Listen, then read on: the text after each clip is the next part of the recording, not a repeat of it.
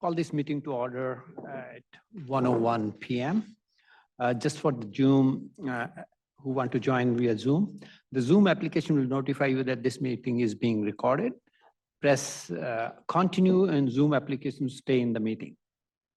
Use the raise your hand feature in Zoom when you would like to speak on an item, and also to lower your hand when you are finished speaking. Please unmute when called to speak and mute yourself when you are done speaking. If you're calling in by phone, identify you by your name before speaking on an item. Press *9 on your phone to raise and lower your hand, and press *6 if you are participating by phone to unmute. Thank you. Do we need to go roll call officially? Typically, we don't do the, we don't speak and do roll call, but yeah. Okay, got it. Okay, so today's meeting, there's a first item on the agenda is the consent calendar, approval of December 4, 2023 Governance and Ethics Committee meeting minutes. I'd like to move approval.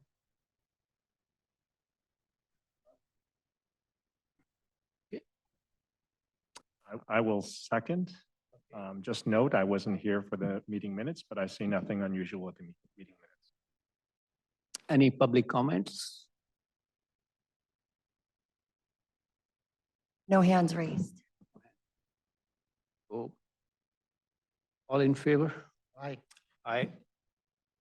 Okay. Public presentations. Any member of the public? See if anyone would like to raise their hand. We don't see anyone at the moment. So we continue. Next item is on the agenda is review and discussion on email retention policies. And I think Assistant to City Manager Maria Lee will present that item. Thank you.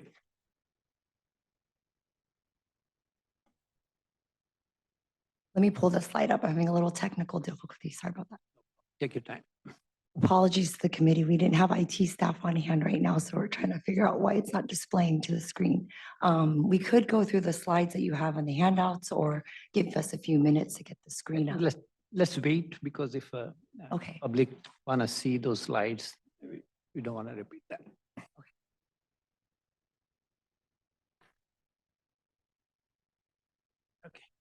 Okay, thank you, Fiona. Okay, so for item number 2, we're going to start with the email review and discussion on the email retention policy.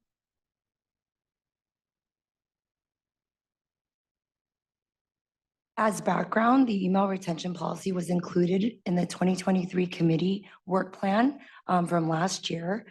Since then, it's been deferred a few times last year due to other items that were taking priority. In December, at the last committee meeting, City Attorney Glenn Googans gave us a quick verbal update on where we were with the email retention policy and the need for staff to do further review. So today we have for you an update. The city has 2 policies that have background on public records and email retention. Those 2 policies include Council Policy 046, which is titled Mayor and Council Public Records Policy. And the second is the City Manager Directive, or CMD 42, which talks about email retention policy for city staff and how we handle that. This next slide illustrates the policy language from Council Policy 046. As you can see here, it talks about public records being everything that includes emails, texts, messages, social media comments pertaining to public business, any official city email and text accounts for city business, anything that the city provides. Right now, we do provide city devices for your conducting of city business, which includes iPads, iPhones. In addition, the policy states that we want to keep communications regarding city business out of our personal accounts. In addition, council members are to forward communications regarding city business received on a personal account to their city accounts. Communications related to any agenda item received before or during a council meeting by a majority of the council must be disclosed. No campaign activity on city accounts or city devices are encouraged. If a request for records is received, a search for responsive records will be conducted, and this is usually done through our PRA process. Privacy or personal communications are addressed on a case-by-case basis according to the policy. And generally, things that are of personal nature in your communications are not considered public records. Now, the City Manager Directive 42, the email retention policy. Again, this was really focused on city employees and how we retain records in email. The city follows a 90-day email retention policy, which documents and treats email as transitory communications. In general, transitory communications include transmittal letters, confirmations of receipt, scheduling, instant messaging, voicemails, or other types of communication that do not have a material impact on city business. City officials and staff are required to actively monitor and evaluate messages for information they contain, and for those email communications that are a public record should be retained. I'm going to pass it on to Assistant City Attorney Liz Klotz to explain that further. You covered most of the slides, so I'm just going to go into some details about that. Because the city email system is intended to be utilized as a transitory, for transitory purposes and not as a permanent storage file management system. This is why we have implemented that 90-day email retention policy. However, not all emails are transitory communications. Many of our emails pertain to city business and are subject to retention under the city's retention policy. And this, for council member purposes, includes correspondence, constituent complaints, concerns, your calendars. Those are all required to be retained. When evaluating a record, which includes emails, text messages, voicemails, we must evaluate whether the substance of the communication is related to city business, and whether, or if it's not clear, or whether or not that communication is in furtherance of city business. If there are specific questions about certain records that you're retaining, if it's whether or not it's a city record or not, we have staff here that's able to help answer those questions as you get those PRA requests. Next slide. Oh, this is Mia. Staff has proposed some options to assist the council with record keeping of their email communications. The first is to revise the 9-day email deletion policy to 2 years for council members. This will help minimize the risk of records being inadvertently deleted and maximize compliance with the records under our retention schedule and in response to public records requests. The second suggestion is to require council members to forward city records that are located on your personal devices and accounts to a city account or a cloud-based drive as a repository for all their records. Having a single repository will assist staff in their due diligence in searching for records and minimizes the council members' work and effort in having to constantly search for records on a case-by-case basis. Next slide. Very good. Thanks, Liz. I'm going to chime in here briefly to give you some of the broader context of other things that are being looked at in this area. And then we'll take you back probably to the slide before the options for email retention, because that's really in front of you today. But I think I've talked to a couple of you about this individually. One of the things that we've recognized as necessary, just in general, because of the volume of Public Records Act requests that we get and the type that we get, in order to be more efficient, we think we really need to develop a little bit more purposeful, practical training materials for council members, for city employees, generally, in order that these concepts, which can be very ambiguous, and we're not going to do a training today on this, but they can be ambiguous as to when a communication is city business and when it's not, when a communication is transitory, and when it's not. We even struggle with that sometimes, ourselves, and the case law on it's not crystal clear. And there's just really some kind of best practices and practical kind of considerations that we ought to develop better training materials on, and just need to present that again to all of you and all your personal circumstances and to everybody else. So not doing that today, but understand that that's kind of a work in progress about what should go into that and what the right forum will be, for us presenting that to you. The other thing that that we're working on and is suggested a little bit here is just process improvements generally, in the Public Records Act process that could use AI technology, could use things that we already have, just to make all of this something that both provides the public everything that they're entitled to, and yet makes it a more efficient process. And so the least amount of an adequate amount of city resources, but obviously the least amount of human resources potentially are applied to that, because it is very, very time consuming. And the consumption of staff time really spans across the full range of city employees. So again, not in front of you today, but important part of the broader context of kind of this document retention issue. We also are in the process of updating our current retention policies to implement document destruction policies. This is one thing that was identified most vociferously and eloquently by your assistant city clerk when I got here. Some of these, the different departments are kind of chomping at the bit to create space, for themselves, to clear out things that are unnecessary. And what we didn't have was an adequate kind of sequencing and approval process in order to make sure that that happens in a way that is consistent with the law, that we have a proper record of, and that the right people are making the right decisions as to what can be destroyed, and what can't be destroyed. So we're close to refining, that process now, and that will be a helpful thing as a matter of document retention generally. Not particularly impacting you, but a very important issue for the staff more broadly. We're also wanting to update the document retention schedule. There's a bunch of categories. We haven't burdened you with that because they don't all apply to you, that relate to different classes of documents and different types of retention. Some things don't need to be, the general standard for most city records is 2 years, but there are very unique requirements for other kinds of documents that can be between 2 up to 7 years, and in some cases in perpetuity. Those rules change over time. Best practices about that change over time.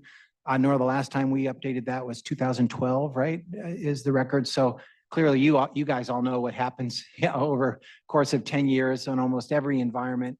The document retention standards are no different. And so we're also engaged in that process as well. So this small issue, an important one, fits into this kind of broader spectrum of things that we're working on. And I just wanted you to be aware of that as part of the context of some of the policy considerations you're grappling with today. So with that, I might suggest we flip back to the slide before, unless Nadine, did you have other things you wanted to add, or Jovan? I was just going to add that we're also going through an RFP process. We're going to be launching that soon for our overall PRA process, to streamline it internally, to see if, with the other set of eyes, how we can improve the process. Thank you. And before we turn it back over to the committee, I just want to say at a global level, I know that this item was asked for by the committee in your work plan prior, but for those in the public, this is really not precipitated off one specific incident. It's really the board, as you'll articulate, wanting to have a discussion on how emails are retained for city council members, and then us also providing an update on what we're doing citywide just to improve and take a look at processes. But there's no specific thing that we're responding to. We really just agendize this item because the committee asked for it. Thank you, everyone. Yeah. Councilmember Jain. Yeah, I really like the 2-year automatic retention policy, simply because the law says that we're supposed to archive things for 2 years. And if we forget, then it gets lost and we're not complying with the law.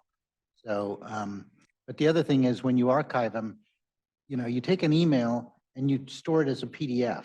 And then it's virtually impossible because the staff doesn't see those. They're stored on my computer. So the staff doesn't actually even have access to those PDFs to comply with PRA requests. So and the concept of not using email as a storage, I have emails on my personal device that are like 10 years old. You know, it's a storage device. It's incredibly useful for searching and finding things.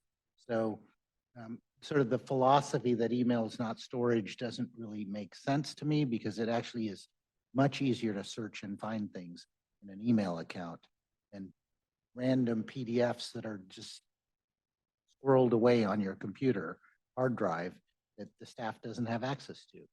So I fully agree with the 2-year retention within the email system. I think it will make it easier for staff to find those documents. Now, I did want to, there are a couple of things on the council policy 046. Item number 2, the mayor and council members shall use official city email and text accounts to conduct city business. Now, this is complicated because, you know, a lot of members of the community have my own email account and my cell phone number, and they text me constantly. They're just comfortable with that. Now, I've received 183 PRAs in the last 3 years, and when I get those PRAs, I disclose everything from my personal cell phone and my personal email. So the idea of shall, I would replace with endeavor to or something. I mean, if you guys give me a dual SIM, maybe I can use the one device, but you know, if I carry around a city, I only carry the one phone. If I carry around the city device and nobody ever calls me on that, what's the point? And I'll forget it. And it, you know, so I think what the idea is that if you do use your personal cell phone device, it will be treated as a city device, and you must comply with all PRA requests and disclosure requirements. So then item number 5, any communications including emails and texts that relate to an agenda item received before or during council meetings by a majority of the council must be disclosed in accordance with government code section. So now on planning commission, whenever someone is contacted by a developer on an item, the commission members usually disclose that, hey, I was contacted by this, or I met with this developer. We don't seem to do that on this council, and we don't seem to do it in other boards that I represent. So I just wanted to understand what those disclosure requirements are. And then, you know, we have the thing states a 90-day email retention policy, but that should have always been text as well, because you should not be deleting your text for 2 years. So I just wanted to make sure that that is somehow memorialized in this.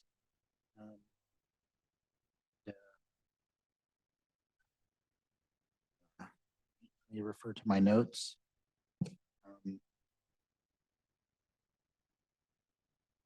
Yeah, that's all I had. Thank you. Thank you, Councilmember.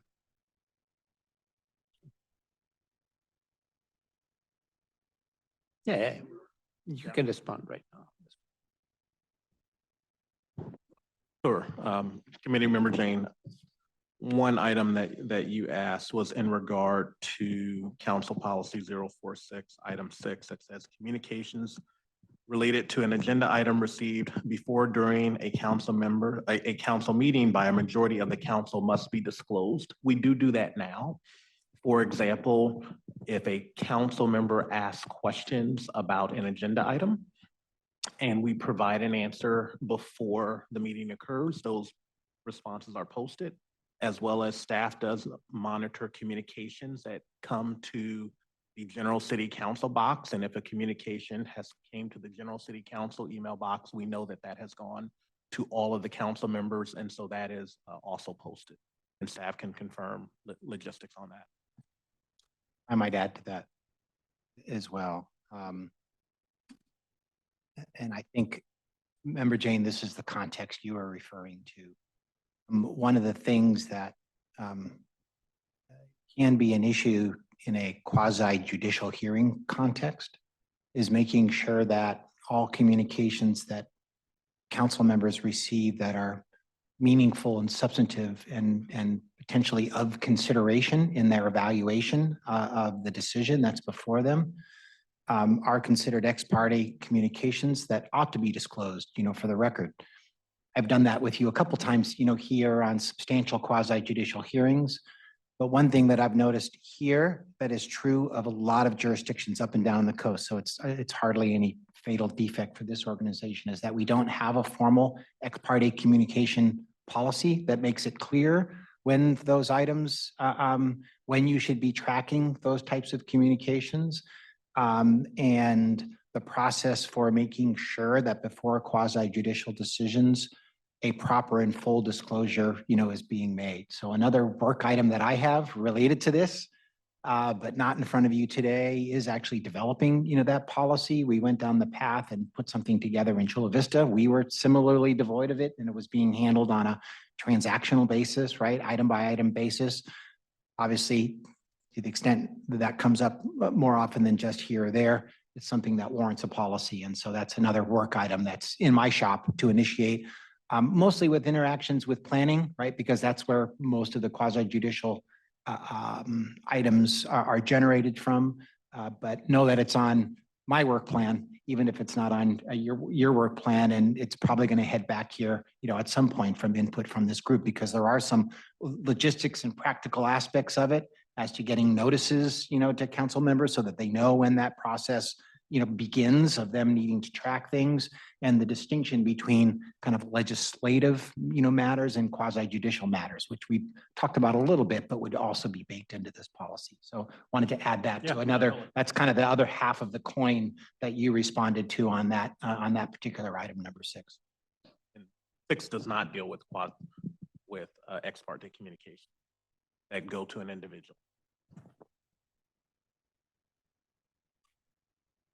Thank you very much for the presentation. I also have some clarification questions, which is, my understanding is even if council members don't retain emails past the 90 days deletion policy, my understanding is IT has access to those. So IT does manage those backups or whatever the official retention period is. That's my understanding.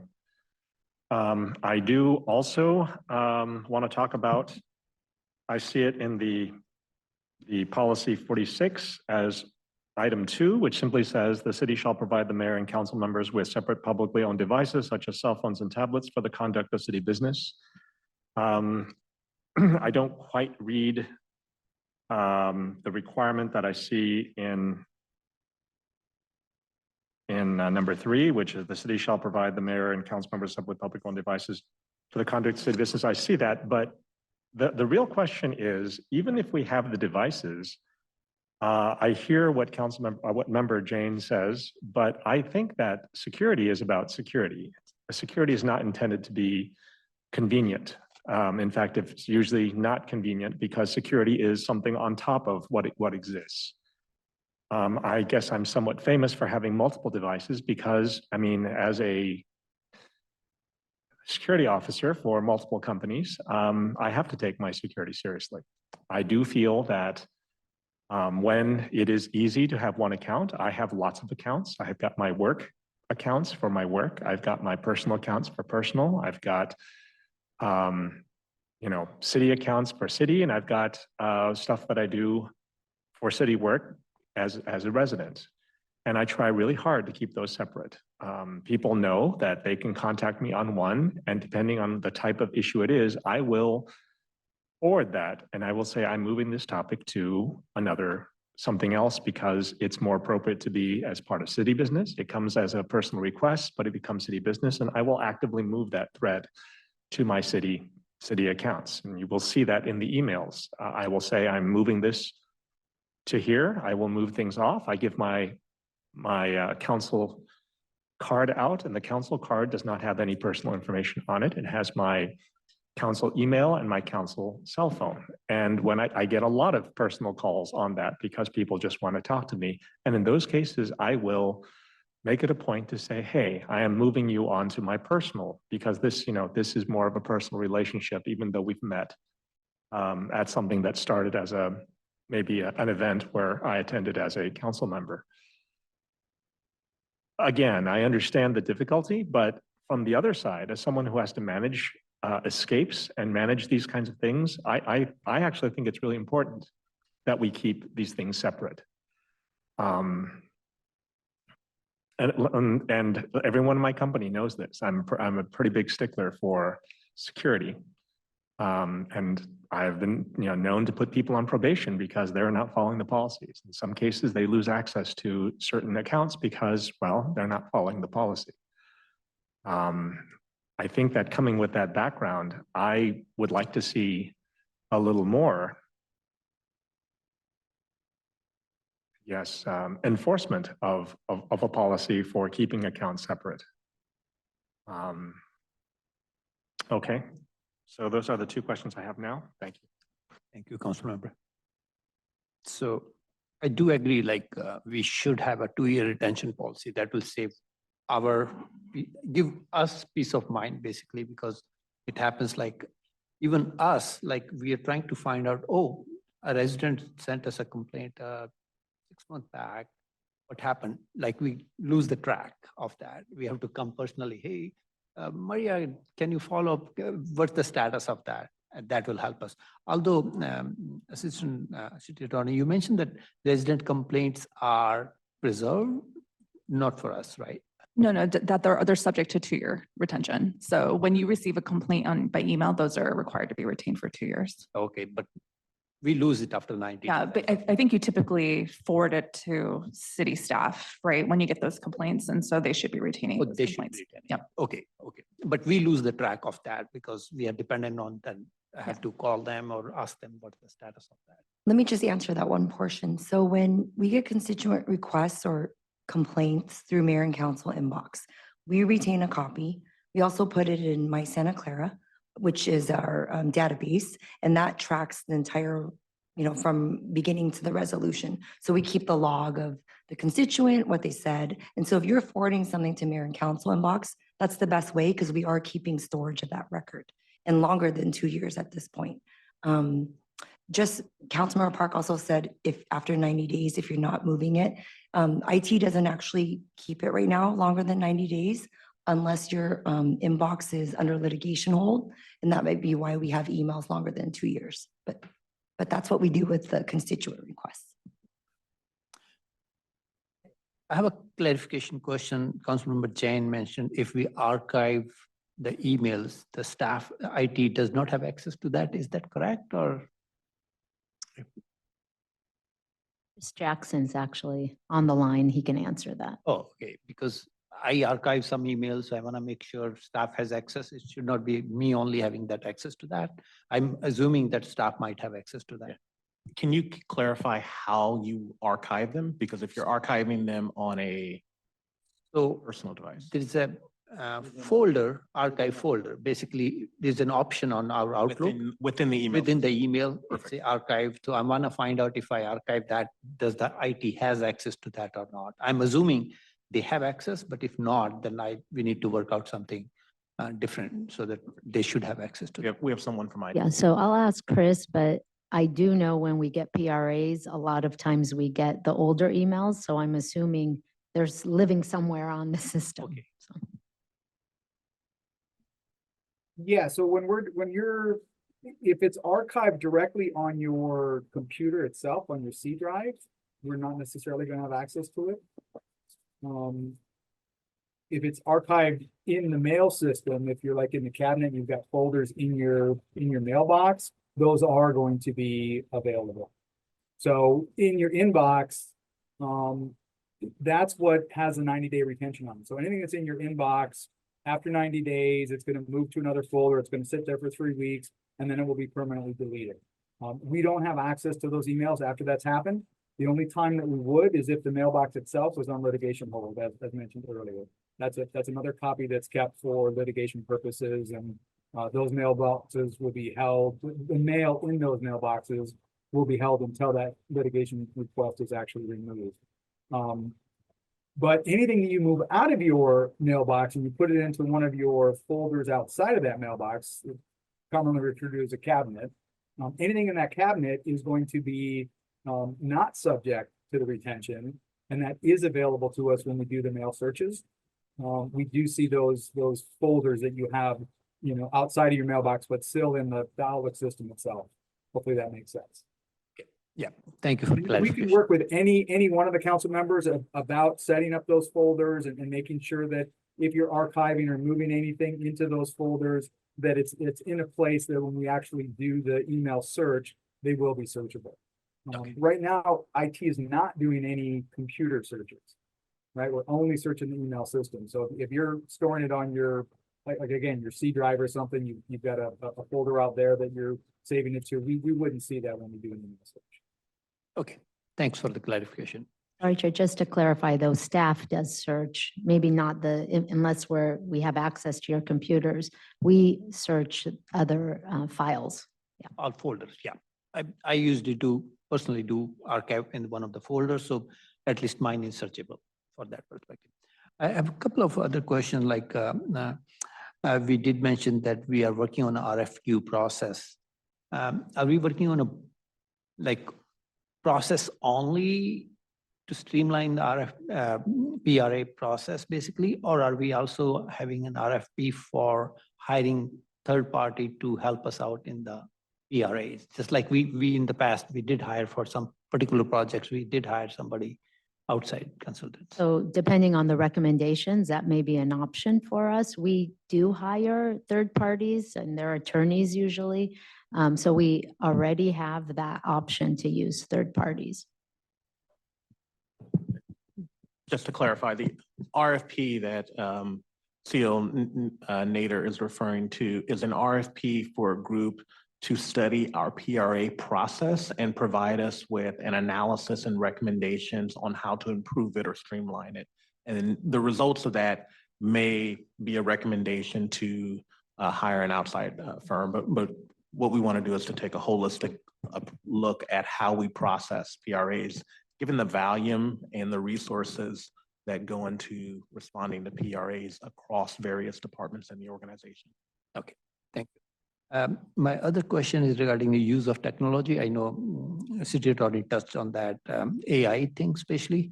So I would like to be very proactive on that because that can really help us out.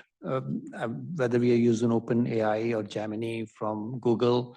And I think we should involve our IT on priority because this is a big load for our department who are doing the PRAs. And if that can help us out in a way, put a priority on that. If council has to budget it out, we would be, at least I will be happy to move it to a priority on that.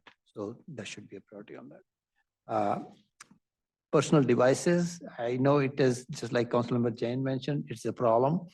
I don't carry two phones like Councilmember Park.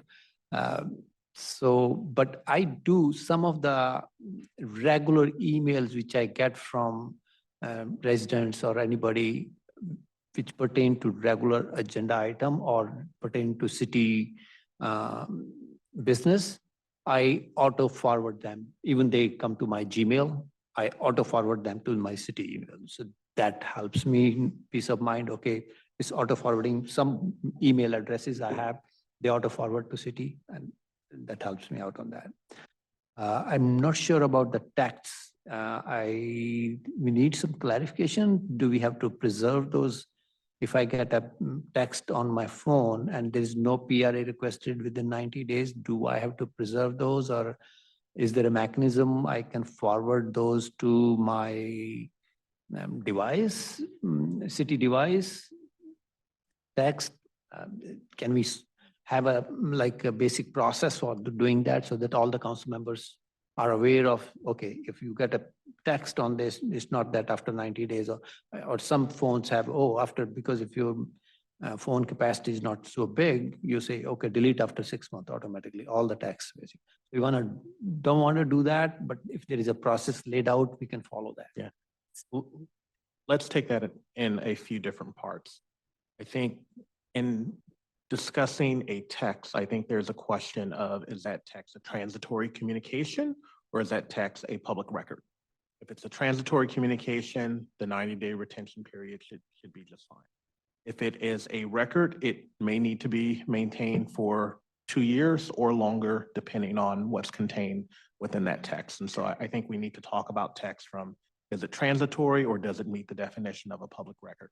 I think your other question is, are there technological solutions that can be put in place now to help with searching and retention of text messages? And that's a separate conversation that we can also have. And I know the IT department is looking into what other software can be put in place to make text retained easier and more searchable. So I think that there are 3 different components of that question. So why don't we first break it down to, and I'll look at the city attorney's office, retention of a text message, depending on if it is a transitory communication or if it is a public record. I wasn't going to add anything. I thought you summarized it perfectly. So I'll yield my time and refer the next part back to you.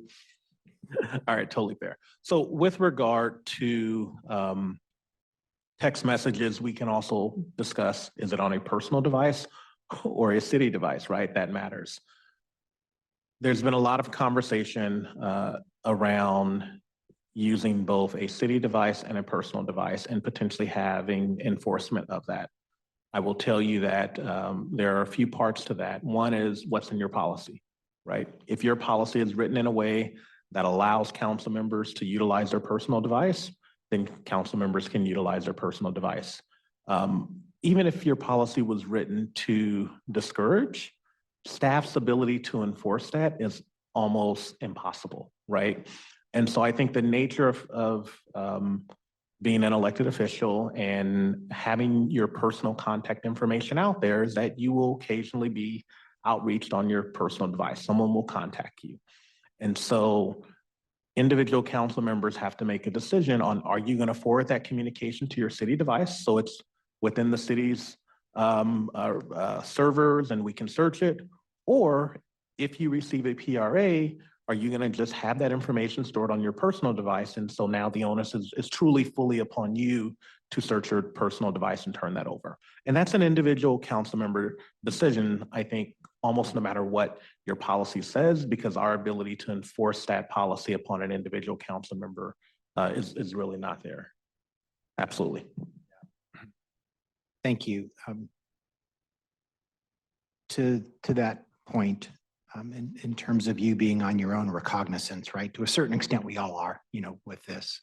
But one thing that a recent San Jose case, has demonstrated, trial court case, not an appellate court case, but still meaningful. And a lot of us are looking, to that for updated ideas of our best practices, is that individual council people, in this case, a mayor, can be held accountable for failure to adequately, search their personal devices. And in effect, having a record of how they went about doing that to demonstrate that they went through the process. That can both create issues, and liability for individual council members, and in this case, created liability for the entity itself. And so, as we develop our training and better understandings of what constitutes a transitory,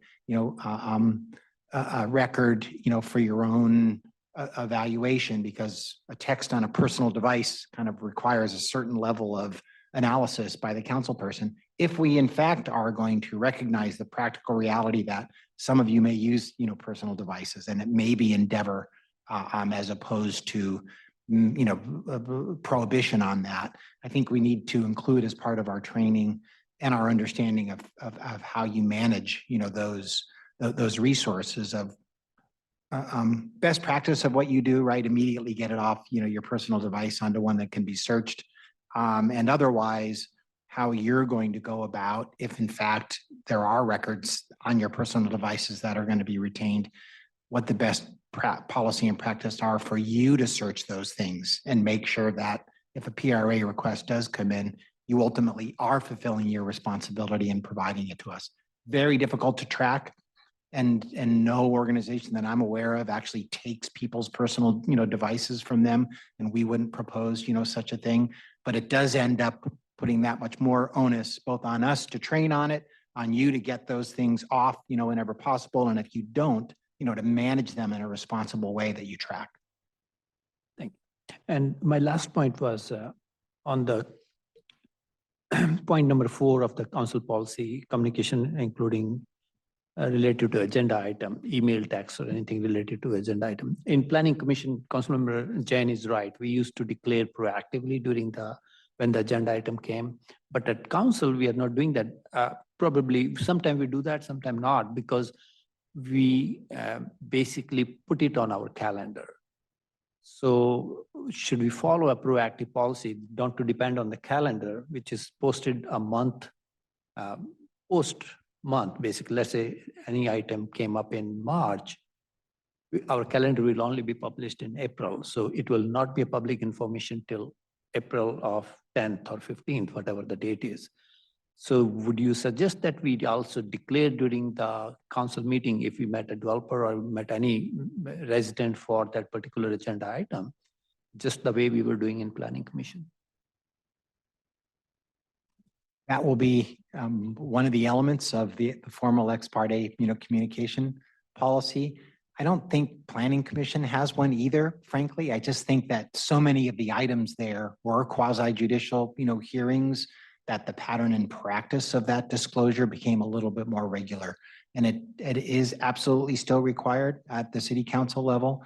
But when you're noticed of something and when you should start tracking it is a little bit of an art as much of a science, because is it when the application, first is submitted? Is it when the application is complete? Is it when it achieves a certain other kind of maybe more ripened level of processing that you need to start tracking those?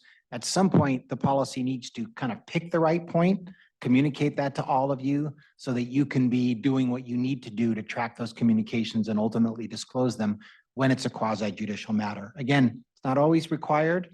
Because on legislative decisions, right? For example, a general plan amendment, isn't ultimately a quasi, judicial decision. And even if a developer was involved, you wouldn't necessarily need to track and disclose that.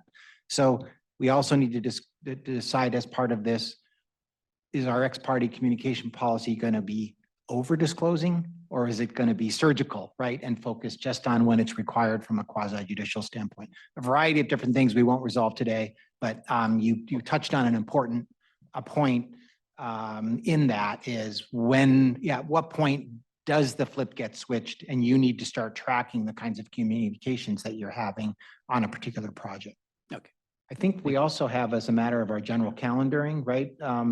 Even if it's not related to a decision itself, right? If you meet with an external party, you're tracking that as part of your public calendaring process. That is actually an item that's on later on the agenda today. So we might be able to pick that subject up again then. Okay, thank you. Councilmember Jain, you had a follow-up question. I basically had the same questions you had. One was about archiving. What I do is I just, every month I go through my emails, my city emails, and I just mark everything as archive and I just archive them away. And the interesting thing is, maybe this is a question for IT, I can work offline, is that even my sent items go to the same bucket, the same archive bucket. So I would prefer to have archive folders, which I have in my other email account, but not in the city email account. No matter. So in terms of the RFP, I like what Councilmember Chahal had said, or Chair Chahal had said, that we should look at the use of AI to extract the ERA relevant documents. And then I wanted to go further and suggest that our staff spends a lot of time redacting phone numbers and personal email addresses from those PRA requests, which an AI can easily do. So I would suggest that we go further and try to offload staff of these menial tasks and make it more efficient. Finally, in terms of the texting, my understanding is even if and I don't use my city phone, but were I to use my city phone for texts, staff does not go through those texts. I have to produce those myself, which is the same as using my personal account. So for my personal texting, I always produce all those records. But again, the onus is on the council member to go through their city issued text system, messaging system, and produce those documents, because staff doesn't do that. Staff goes through the emails, but not the text. Is that correct? So for that question, currently with the current process, in order for us to review your city issued text messages, there is a way to do it. IT has let me know, but we would need your Apple ID and your login and permission to do so. There is applications in Apple where we can see your iMessages is what they're called and actually do searches. But we would need to put in place some type of policy where we would be allowed to log into your iMessage account to do so. So right now, the onus is on you to screenshot to us because we haven't implemented that type of practice. But it is possible with the technology. And it would be possible if I gave you access to my personal cell phone texts as well. You could go through that. I do think that has other concerns. Certainly, we would prefer council members to use a city device. And if we're searching any device, we want to be searching your city device. There are certain responsibilities of the individual council member that may not be appropriate to delegate to staff. That may be one.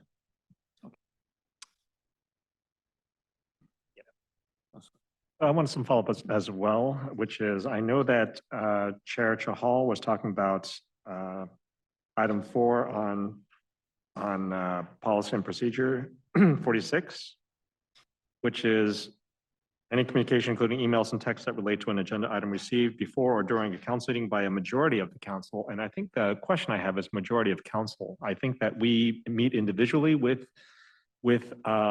people, and I've seen this council be very proactive in disclosing that we've met with the applicant or we've talked to somebody. But when it says majority of council, I don't even know who else the applicant has talked to. So I disclose because I want people to know I did talk to this person, but I don't know if that's required. I want to talk about 2 years. I mean, 2 years, member Jane talked about putting things into archive folders. I think that would be really good. I know that filtering only works on desktop or the web interface for Outlook. I used to do the filtering, I think, on the iPad for the Apple Mail client, but I don't have access to that unless I go to the desktop client or maybe the web client for Outlook. And I don't have I don't have a desktop. I know that desktops, when I first joined City Council, there was lots of references to the C drive. There were lots of references to information that was stored on City Network that I don't have access to because none of the mobile devices actually have those networks mounted, those locations mounted. So, I mean, I think it would be nice for me to come to the office. I come to the office quite often, actually. To go through mail, and it would be really nice if I had a full UI experience for the work that I do, including being able to filter, being able to move things into other archive folders. We have access to Drive, but it's really not easy to do that from a mobile device. I also note that usually when a company gives you a device, they've locked that device. So that device is actually managed by the company.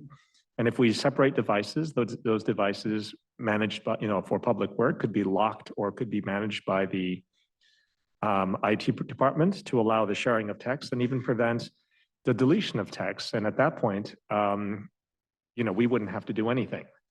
I think that would be managed by the IT or the security department, which I think is more appropriate. I think that the security department looking at everything consistently, regardless of how many, how new the council member is or how knowledgeable the council member is far better than just leaving it up to individuals who may not have any background in archiving. If we're considering AI tools, I would like to take into consideration of tools being used by council members as well, meaning that if we have access to AI, I know that if we say the city has access to AI, then some questions that residents could ask is how is that AI being used? But more importantly, I think there's also a law that says that AI queries made by politicians are also subject to PRA. And I think that only makes sense if council members have accounts that are accessing AI tools, for business. I think that AI is not just good, useful for IT or PRA requests. I think it's also good for council members in the general flow of business. I don't use AI tools because as soon as I use an AI tool on my devices, I think, well, there's no policy for that, and there's no way for me to justify or explain that. And I would like a way to be able to use AI tools as a council member, because there are so many ways that I could use it to respond to emails and things like that. But I don't do that because we don't have any controls in place. Yeah. Thank you. Thank you. Is there any public comments? Maria? There are no hands raised, but I want to give folks a second if you'd like to raise your hand. Sure. No hands No raised. hands raised. Okay. So council or the committee, so basically we are deciding that 2 years retention should be maintained. That's a Maria, do you want to go back to fundamental, the slide? Yeah. Oh, right? so sorry. And then we gave some suggestions, and process issues are there, so staff will come back with those things. Fundamentally, we are consensus, or we can vote on that. We are saying 2-year retention policy should be implemented basically anytime as soon as possible by the IT.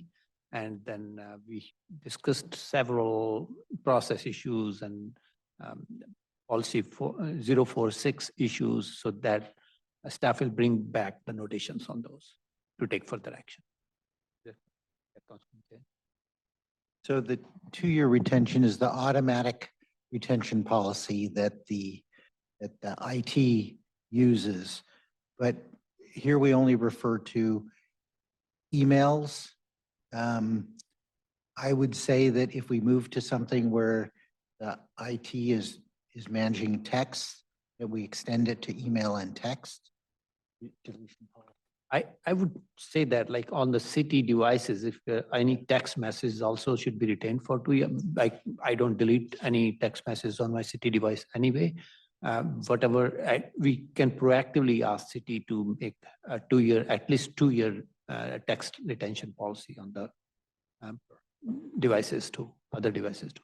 Not expressing a reluctance to actually doing that, just want to make sure that we have some time at a staff and IT level to look into exactly how that will be done. We did prepare today, and we know that we can do it technologically very efficiently for email. Exactly how we retain text for 2 years, let us look into, because there is a difference between an iMessage and a SMS message. And our ability to retain messages that are not connected to a iCloud account, but instead is an SMS message, there may be a technical issue there. So let us take a look into that and come back to the committee. That's exactly, I said that depending upon what the IT department decide, we can act accordingly. But fundamentally, we are okay with that. Yep. Do we have to take any recommendation vote, or by consensus what we discussed is okay? City Attorney?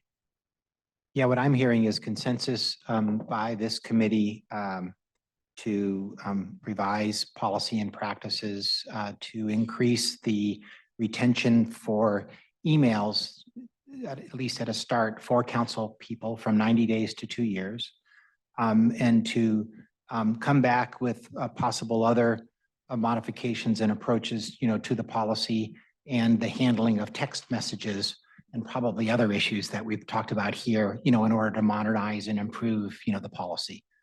That's correct. Yep. Yes. Then I know the RFP is going out.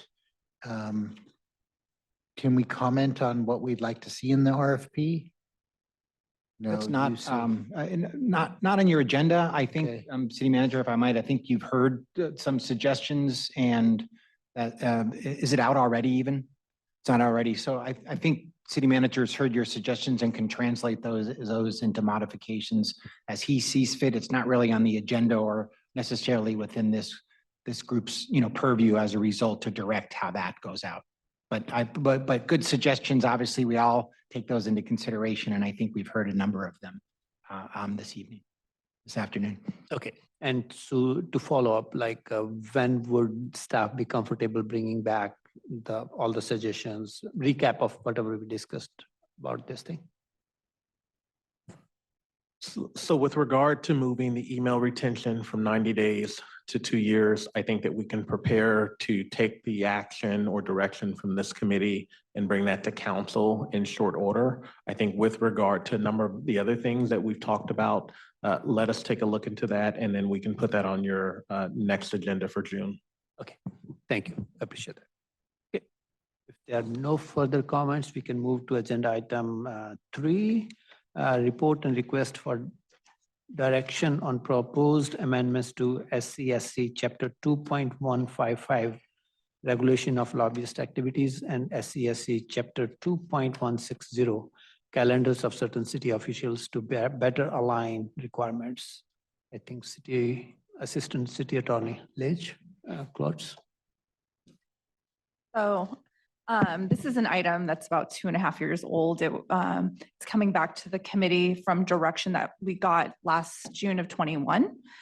Just to give you a little bit background, in December 2015, the city adopted a couple of sunshine ordinances to provide greater transparency to the public on lobbying activities and also the meetings of certain public officials.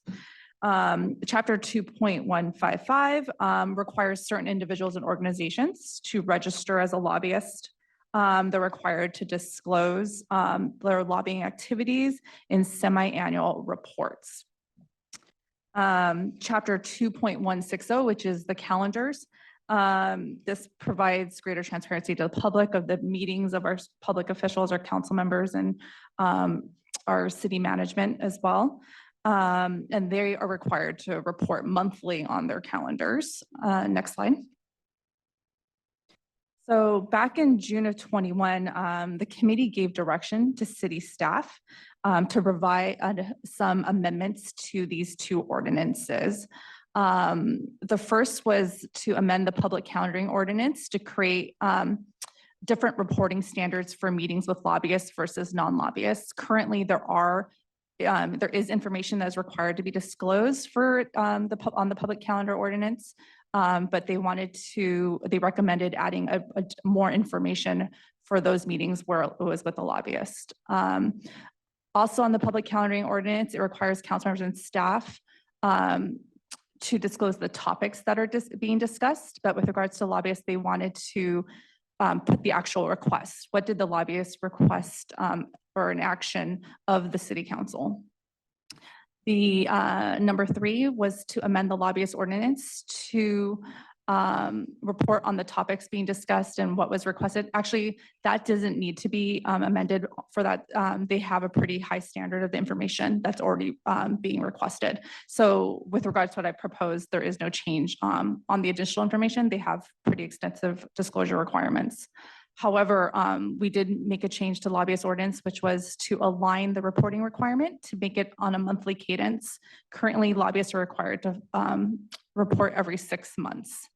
Also at that meeting, there was a recommendation for the city clerk to return with a standard reporting template. So that's the form that they would want lobbyists to complete on a monthly basis. And that the city manager would also return on staffing resources. Next slide, please. So in the packet, we have proposed some changes to the lobbyist ordinance, and that's basically just changing the semi-annual reporting requirement to monthly. Next slide. And then the change to the calendaring ordinances will propose additional disclosure requirement for the lobbyist, and it will require them to list the topics discussed and the requests made by the lobbyist. Next slide. And so we're here to see if you have any additional direction. I know it's been a couple years since this came to the committee, so I don't know, Jovan, did you? Yeah, the only thing I was literally going to say what you just said, which is we recognize that this dates back to 2021. The composition of this committee has changed. There's a new city attorney, there's a new city manager. But this was on the staff work plan item, so we are duly bringing it back, but would certainly like to engage in a committee discussion if this is still the direction you'd like to proceed, or if there are additional changes or tweaks that you would like to recommend. Yep. Councilor Chen.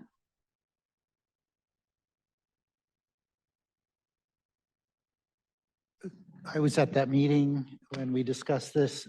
One of the main issues is the concern about staffing for supporting these requirements, because we were supposed to get a report from the city manager on the staffing requirements.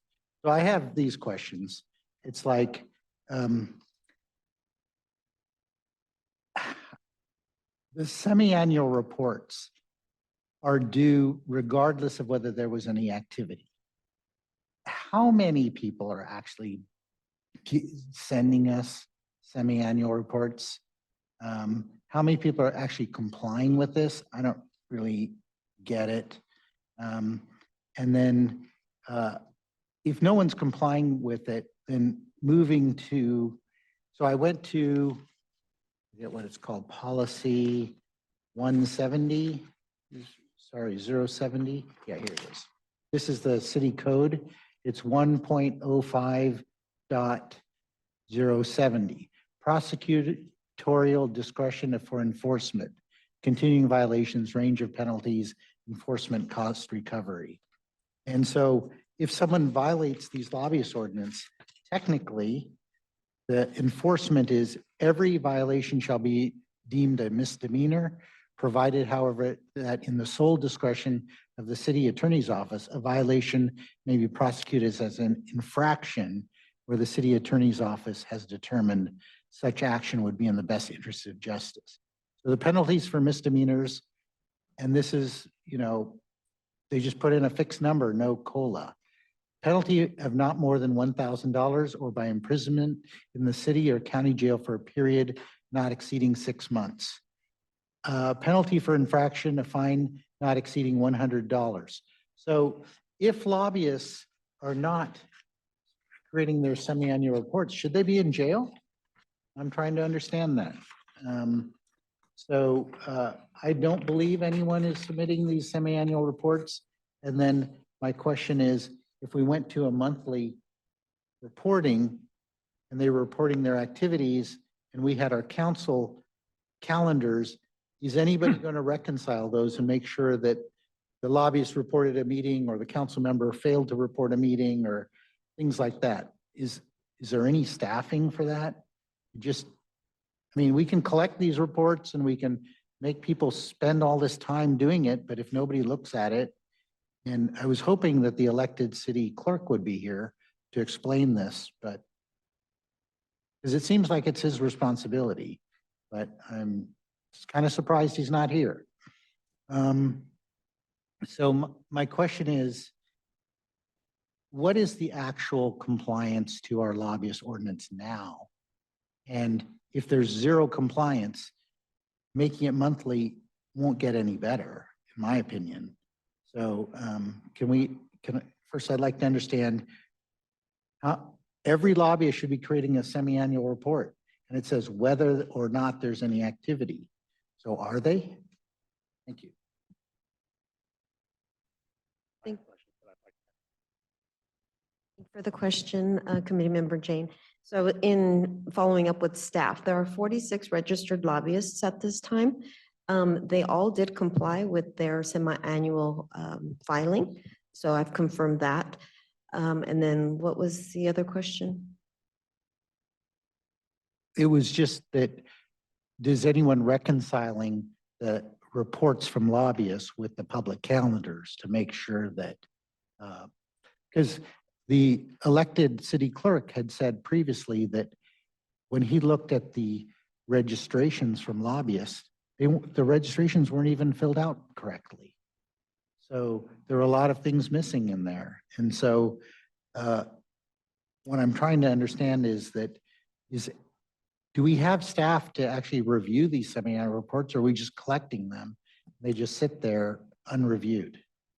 So to answer that question, there is no review as far as what you're saying, comparing to the calendar. We prepare a letter reminding them of their annual renewal. We send the letters for semi-annual filing. We follow up if the filing is not complied with. But as far as that cross referencing the checking, that's not being done. It's really driven by complaint-based, right? And then we will follow up. If we do get a complaint, someone sees something on a calendar and they also see it on the semi-annual. I see, but when we receive these reports, nobody's actually reviewing them, right? They're just filed by an in-net file or something? Correct. We don't have, Okay. I mean, we haven't really done our staffing analysis to see, and that's why when this discussion came up, go ahead, sorry. Yeah, and then, I think we collect $700 per registered lobbyist. How is that money being accounted for?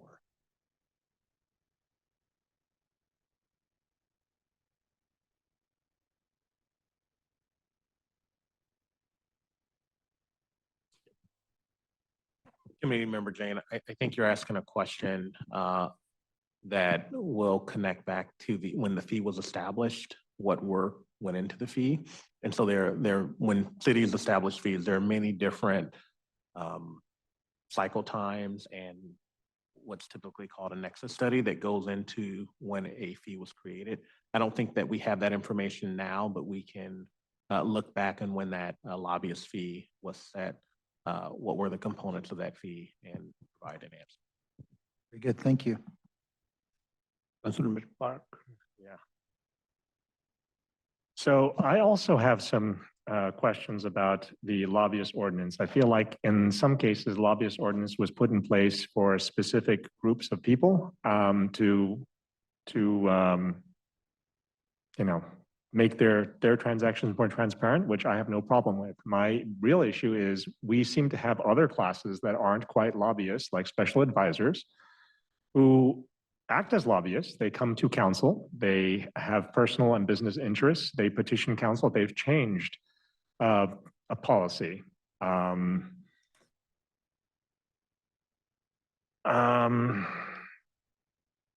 They've used city seals on social media, which has actually given an air of officiality to residents and to others who had, stopped talking to these people because they said, well, I don't know if I'm going to get in trouble. I think that we really need to make everything that is a special consideration, even if it doesn't fall under the explicit definition of lobbyists. We need to make all of these things known because, again, we've got people who have business interests in our city coming in, having special access to specific people on city council, and then changing or trying to change city policies, including things like business taxes. And I think that this is something that concerns me just as much as lobbyists. What are we doing about that?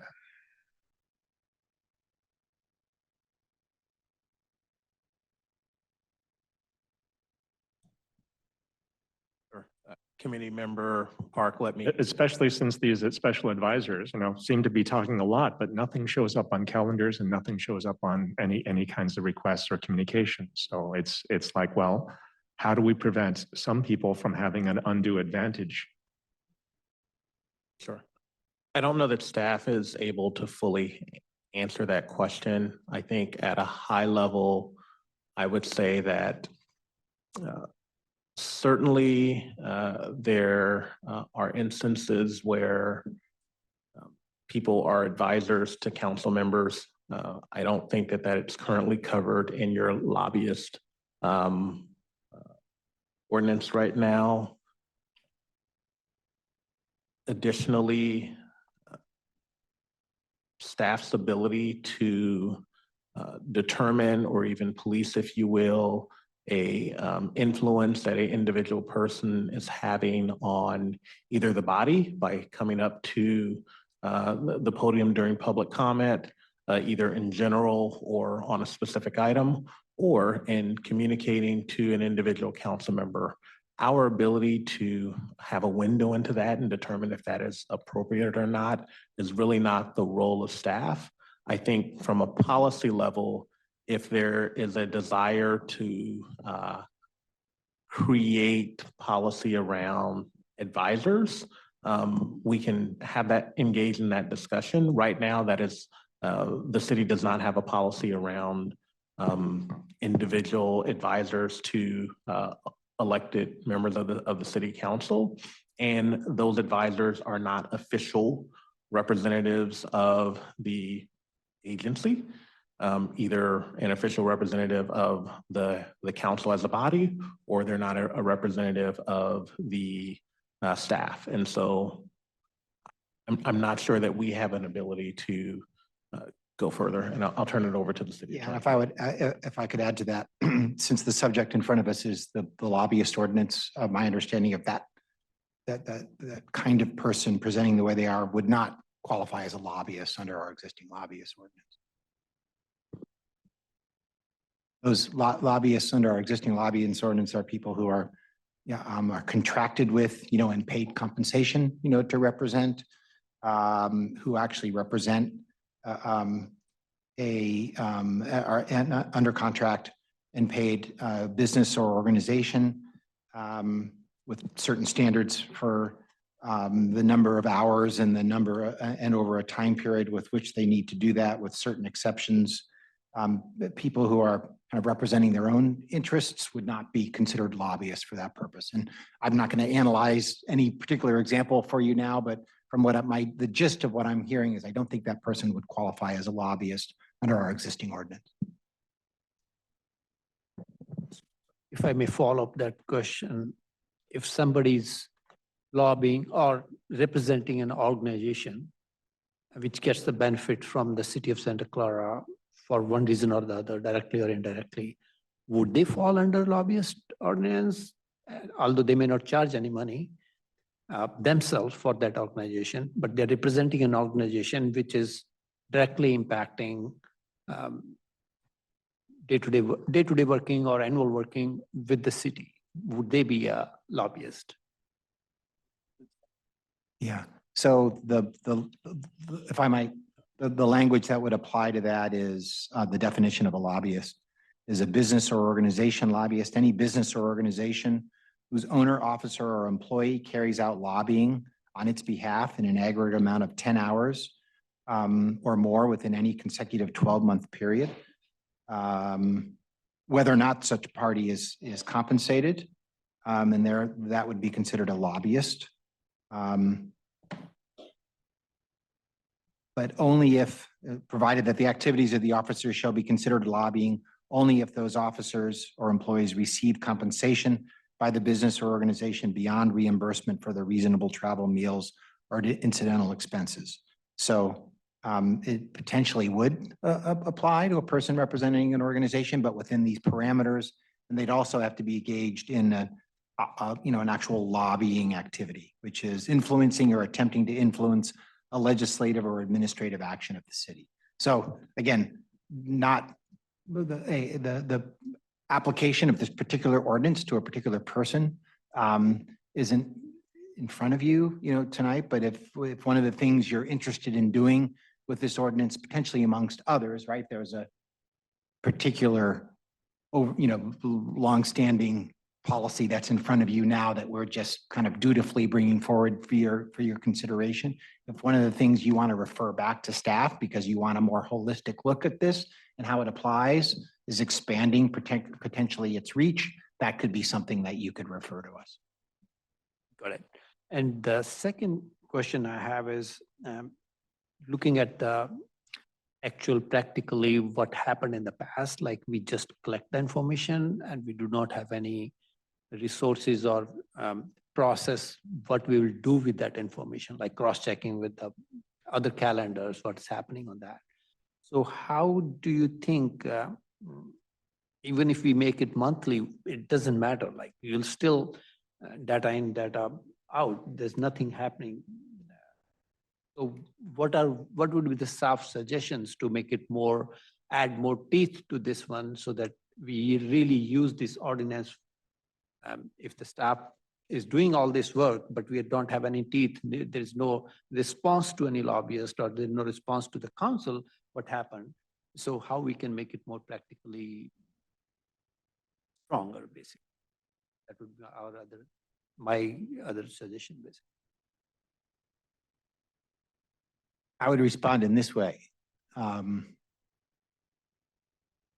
That is another thing you could refer back to us. You know, we've not done really what we've done in this case is bring forward to you what was overdue. So it's just a little slice, right, of what was deemed appropriate at one time as a matter of kind of improving and enhancing this ordinance and aligning it with the public calendar ordinance, which obviously is related. If you have different thoughts about this, either to have it be enforced less aggressively, to be enforced more aggressively, to have it be enforced in a more clear, maybe proportionate way.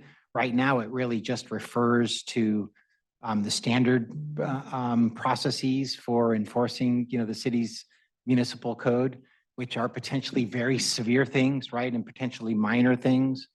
Other lobbying ordinances that I've seen that are more focused on on really just making sure things are disclosed are a little more particular and surgical, you know, in the kinds of enforcement, you know, mechanisms and the penalties that are involved, as opposed to merely turning it over to an individual staff person, you know, in the city attorney's office to decide how severe the thing is. And so you're right.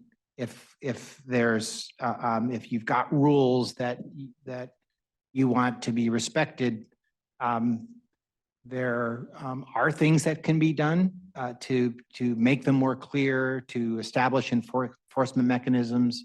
But I will caution you with that. All of that takes resources. And so the kind of thing that you're talking about could be a very significant investment of additional staff resources, both from kind of the business side, mostly city clerk's office probably, and CMO, you know, and from my office's side, because a whole new range of prosecutorial, you know, responsibilities can add work. So all of that can be done, but it's kind of a decision of what kind of, you know, what do you think about this lobbyist registration ordinance? What do you think needs to be expanded or improved with it? We could do some benchmarking, obviously, with it.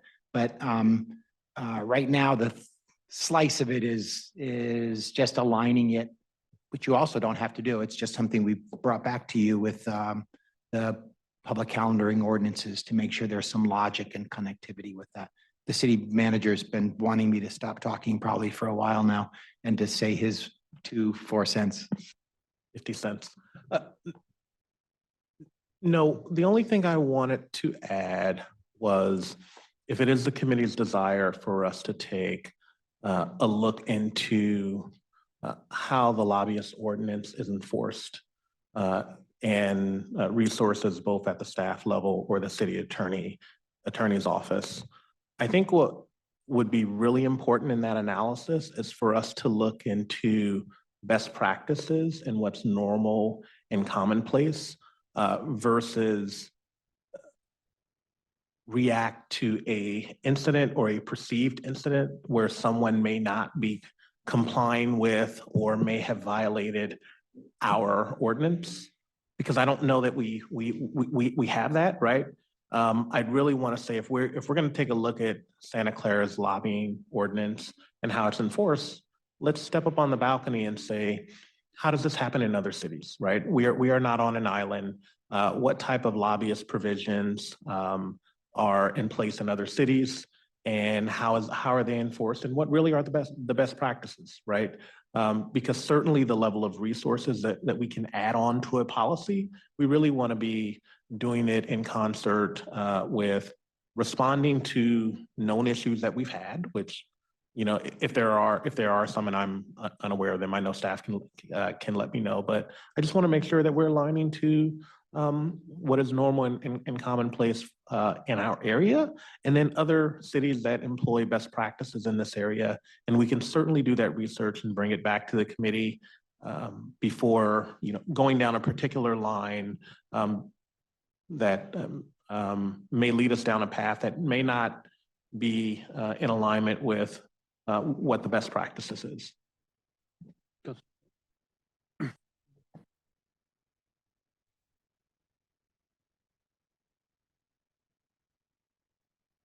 A few years ago, in fact, a ex-council member who was on the dais when this was passed was lobbying me because we were considering a ban on flavored tobacco.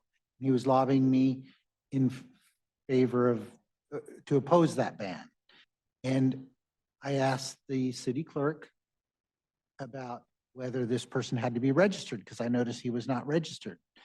As it turns out, the city clerk could never prove that the council member was paid more than $1,000 or worked more than 10 hours, because there's no way to prove that. You'd have to subpoena their bank records or something like that. So it's basically an unenforceable ordinance, in my opinion, to force people to register. So, I don't like ordinances where we can't enforce them and we can't be objective about our enforcement. Otherwise, anything that's subjective is why I don't like jaywalking laws, right? So, so I think I would like to see what best practices are in other cities and bring it back here, because I don't like the way that the current system doesn't really have any good effective standard. If I could just add to that, I wholeheartedly agree with City Manager Grogan's reference, which I made as well, to kind of benchmarking. We clearly need to kind of look at what's being done elsewhere. But what I understand and what this city already does is what a lot of cities do in this area is really impose on the decision makers the obligation to disclose, who they're meeting with, as part of a public calendaring or ex parte communication, process. You have that as well. And so for me and what I've seen in my experience, really the objective of this isn't to mousetrap, people or create, a regulatory burden, on people. It's to make sure that the public is aware when decisions are being made, who's communicating, to whom and what they're saying. And those communications obviously occur both in private meetings, and in public meetings. And so part of the calendaring and ex parte communication process significantly gets at a portion of that, even without people being registered as lobbyists. I appreciate that there's some value to that too. And a number of jurisdictions do have, those types of ordinances, usually larger ones. But as part of our analysis, I think the City Manager Grogan's, just spot on. What do other jurisdictions do? What are the objectives, of that? And of course, the administrative burden of it, because you want it to be useful, but to have value relative to the amount of resources that need to go into it.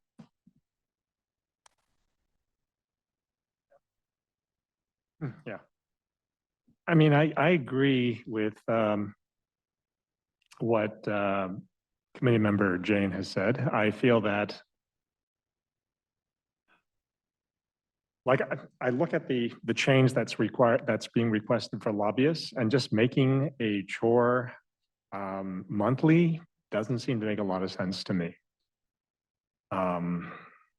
It also seems like we don't do any checking. There's no way to verify. It's kind of surprising that what committee member Jane said, that if we have to verify every single person, then we have to find out if they got paid more than $1,000, if they got anything, they got paid anything above and beyond, trip expenses. If there's so many things in here that I don't know how we'd verify that again without people being honest. And the people who are being honest probably report that already. So and again, it's not lobbying, but I said it was cordoned, it was related, which is, we've got special advisors. We've got special classes of people coming to talk to council and having an effect on council. And I think that we need some policy on that as well. Again, maybe not in this lobbyist ordinance, but I would like to use this as an opportunity to say, we need some checks there. I mean, if there is no policy for special advisors or advisors, period, then I think everyone needs to know that and everyone needs to follow that.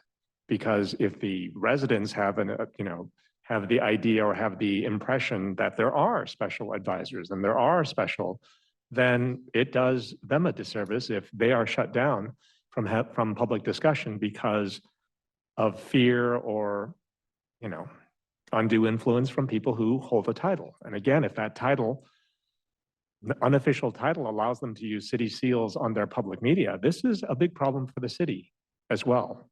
And I think that rather than look at this as, well, this is an incident, this is a specific person, this is a specific thing. No, we really need to look at this from a city perspective and what it does, not just to the residents, but also what kind of liabilities it opens up to this city. That said, I don't know that I'm gonna support a recommendation to change reporting, lobbyist reporting from semi-annual to monthly. It doesn't seem like the work for staff is worthwhile. I don't think that the lobbyists would change, except they would do a little bit more work every so often. I don't know that it's going to make people who are not being honest any more honest. And I just don't see any benefit in that. I do see benefit in talking about public calendars, but again, I don't know if people are reporting everything on their public calendar. I mean, I report everything on my public calendar because that's the way I know about the events. That's the way I know about things. And when I was not getting notifications in end of December and January, I missed a lot of events. There were a lot of events I didn't go to because I could not see them on my calendar. We switched over to a new Outlook. We were bombarded with a lot of different emails from a lot of different people. And again, it's accurate on my end because I use that calendar to tell me about events, but I don't think everyone uses the calendar the same way. I do think that, again, having more information about the meetings that you have with lobbyists, that's a good thing. But again, if people aren't reporting them anyway, it only adds burden to the people who are already reporting. Thank you. Thank you. Any public comments, Maria? We don't have any hands raised at the time. Just know if somebody raises their hand.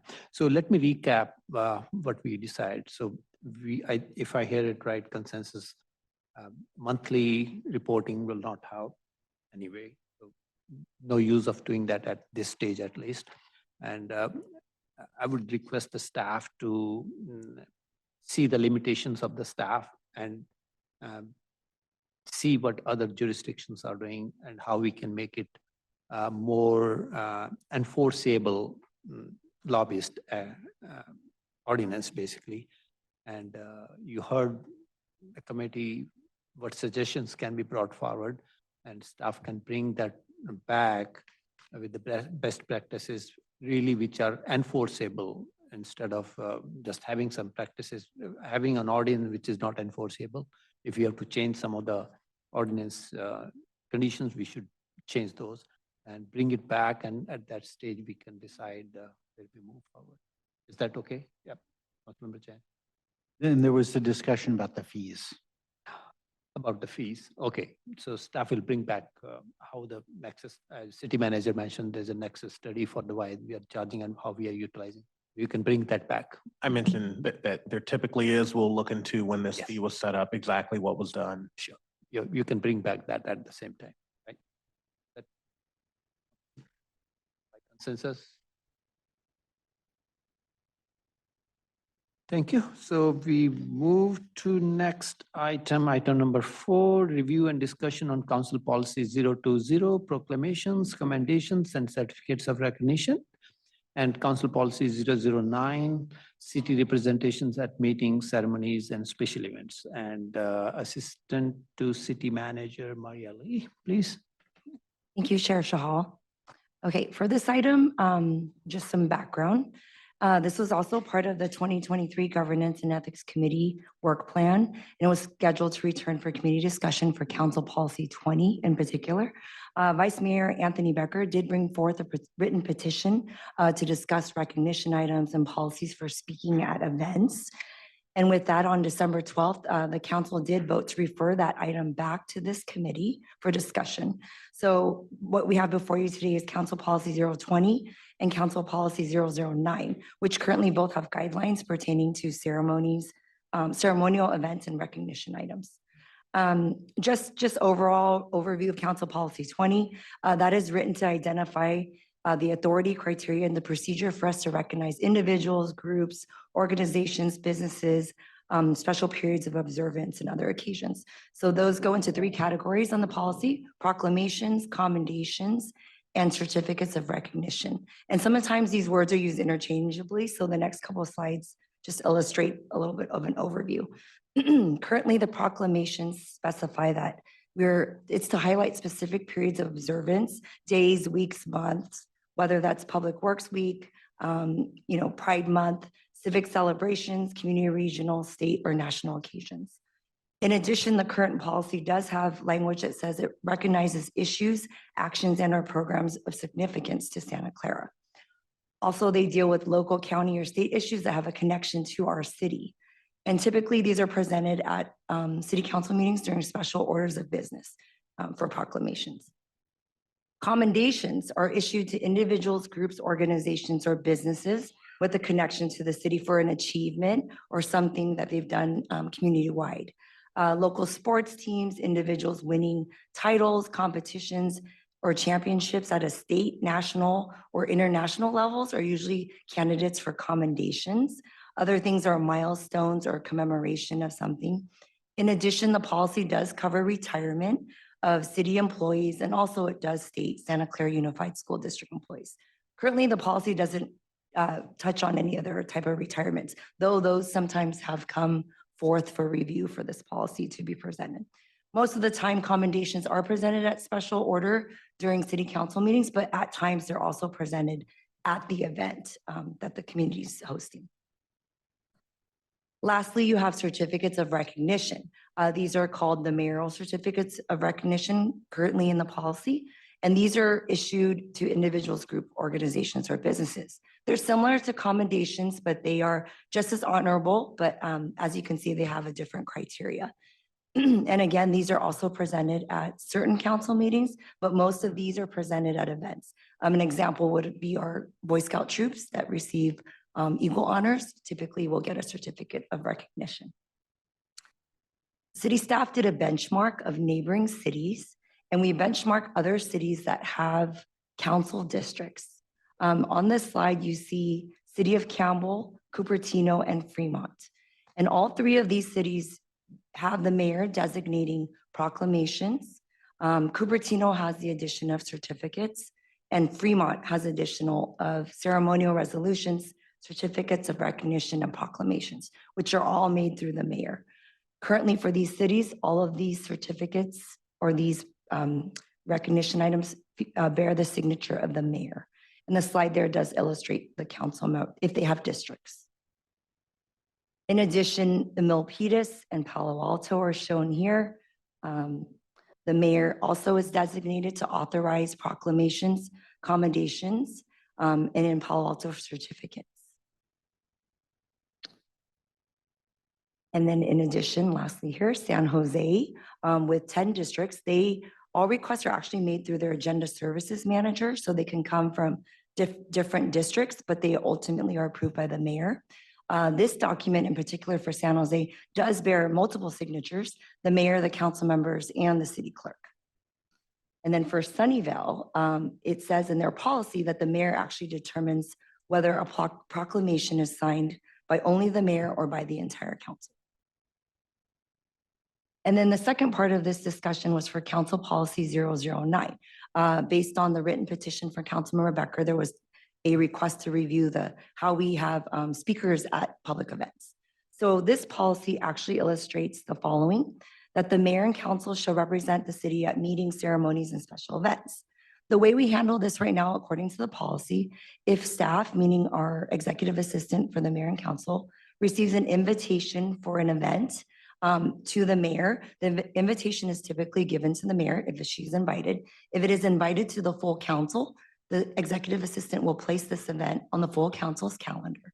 According to the policy, if the mayor is unable to attend the event, the invitation is referred to the vice mayor if there's a speaking portion. If the vice mayor is unable to attend, the invitation is referred to council members in orders of seniority. That hasn't quite happened in recently, so it's always been mayor or vice mayor. And then also the policy states the city manager or a designee can also represent if the mayor and council are not available. The policy also includes city boards or commission members could represent on occasion. And we also did a benchmark here of neighboring cities, and we only chose cities that have council districts. Campbell has 5 districts, and their policy is the mayor is a ceremonial head, and district representatives are always recognized, meaning they will acknowledge the council members. Fremont is also the same. The mayor is the head of the ceremonial events and the designated speaker. The vice mayor serves if the mayor is not available. And city council members in Fremont are invited to speak as typically determined by their city manager. San Jose, the mayor is the typical head of the city and is the designated speaker. In San Jose, city council members who represent the district, the physical district, are also of the event location are also invited to speak. For Sunnyvale, it is also just the mayor and the vice mayor serves if not present. And again, these are cities that have council districts. So in summary, we want to just have the committee discuss and provide any recommendations. These couple slides just break out so that you could discuss in sections, but for proclamations, just something from a staff perspective that wanted to point out. The current language states in the proclamations that it recognizes issues, actions, and other programs of significance to Santa Clara.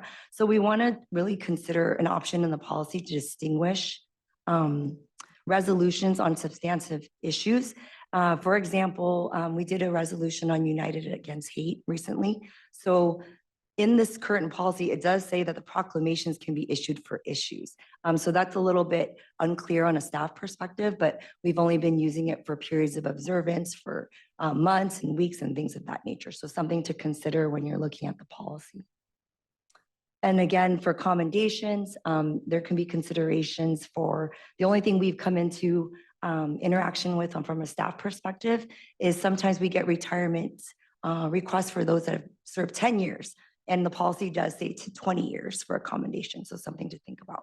And of course, certificates of recognition options. We've heard from many council members about the request to have some type of district recognition. And so there's some options you could consider here. And then lastly, speaking at events. There is no written policy on how, other than the council policy for representation at meetings, on who actually speaks. But the committee can also consider options here for events that the city hosts, where we have the ability to decide on the program and who speaks. With that, I'll just let the committee discuss. Thank you very much, Maria. Councilor Jane. I'm still, sorry. These policies were adopted before we had districts, is that correct? Correct. This And council policy 20 was actually revised before you had districts, and same with council policy 009. right. And so I like the way San Jose does it in terms of having the district. If the event is in a particular district, having the district representatives speak as well as the mayor. In terms of recognizing individuals within the district, There's a possibility that a district council member knows the people better than the mayor. So it seems like we should have a provision for a district council member to recognize people within his or her district.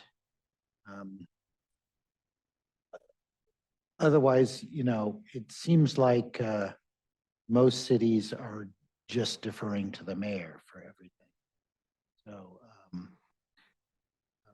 but I would like to see a little more recognition of the fact that we are in districts. And just to correct myself, Nadine just reminded me that the last revision for Council Policy 20 was January 2021. So we did have council members in districts. So my apologies for that. Mark. Yeah, I have a lot of comments, but I agree with Member Jane that in a lot of times, the district representatives actually do know the district people and district businesses better than the other people on council. That's not always true, but that's often true. In fact, oftentimes it's the district representatives that bring the commendations to the notice of the city, including the mayor. The questions I have are, I mean, everyone says the mayor is the spokesperson for the city, and I understand that, but that's usually for items that the city has already approved support for or already has a position on. And when the mayor is the person that unilaterally makes the proclamations and unilaterally makes the special orders of business, then that's not really something that I see as the role of the spokesperson for the city. That's making a decision, that's having an action without the majority council. And what concerns me is there have been a number of items where I didn't even know who was being recognized until the time of the meeting. I can go and I can look at the agenda, and sometimes the agenda's been much better. It says this organization is being commended, but it doesn't always say the people, and it's doesn't always go into enough detail for me to understand. I mean, lately it's been better, but I remember when this issue came up, I did not know what this recommendation was for. And that's a problem. I think that when you have one person making a decision, and if I happen to know that organization really well, and I have the opinion that, well, maybe we should talk about this because maybe this is not the most appropriate organization, or maybe these aren't the most appropriate. There are some issues. There is no way to have that discussion. The action has happened before the discussion is even possible. So that's a problem. I do understand that, as Member Jane said, that the other cities seem to defer to the mayor. And again, I've been to a lot of these events where deferring to the mayor in other cities is not necessarily a bad thing, because the mayors are very giving. They're very, They introduce their fellow council members, not just introduce them, but, say, come up. If we're going to have a city portrait, if we're going to have a city picture, the city picture should include everybody that's here. And that's not always true with our mayor. And I feel that, well, in some cases, if we can't tell people be nice, but I think that we can come up with policies that make us look nicer, regardless of what the actual people are. I think that people need to realize that. I've had people come to me specifically and saying, oh my goodness, that event was very strange, or I don't want to come into another event like this. I've had elected officials come to me and tell me that this was a very strange event. I understand that traditionally there are a lot of things that the mayor does, for example, state of the city, but by not giving the people in the districts any voice, especially when they're even introducing or acknowledging the district heroes. I had one elected official tell me when I went to see them afterwards, I knew they were here because they were acknowledged at the beginning, but at other cities, when city officials or elected officials from outside the city come, they're often brought on stage to say a few things. That didn't happen. And when I went to look for this person to say, oh, well, how was everything? That person told me when I called, because they left immediately, that, oh, I got really bad vibes from the entire thing. Like, they didn't even wait until there was a spotlight on me. They just said my name and I came, I showed up, and nobody even got to see me. You know, when they announced your names, you didn't get to say a single thing, and it looked like, this was, you know, unfortunate. It looked like people did want to say something. It would have been really nice to, again, just acknowledge the heroes, the people that we had selected in our districts, but when we're not given a chance, that's unfortunate. When we have to ask for a commendation from the mayor, which bears only the mayor's signature, that doesn't make a lot of sense in some of the cases where I've actually done this. I know that the council member's signatures are on file, but I can only think of 2 instances where my signature was actually used. So I feel like we have these policies, but they're not being used because we don't have the open relationships, you know, on council that other council members, you know, other councils seem to have. And we can't force this to happen, but at the same time, maybe we can legislate it to make it a little bit more inclusive of council. I mean, we have districts for a reason. I've asked many times, like, I would like to acknowledge somebody. I don't think it requires, you know, full city council acknowledgement, but somebody does something like they set up a lending library, they set up something. I would really like to be able to commend them without, you know, maybe in some cases they want the full council to do that. And if they so want, then I would love to, you know, have them spend a council. But if they don't want to do this, I would still like to say, thank you very much. Acknowledge their reluctance to get more, you know, recognition, but still commend them. You know, again, we have signatures on file. We have, you know, the mayor is supposed to make proclamations, is supposed to make for things that the city already supports.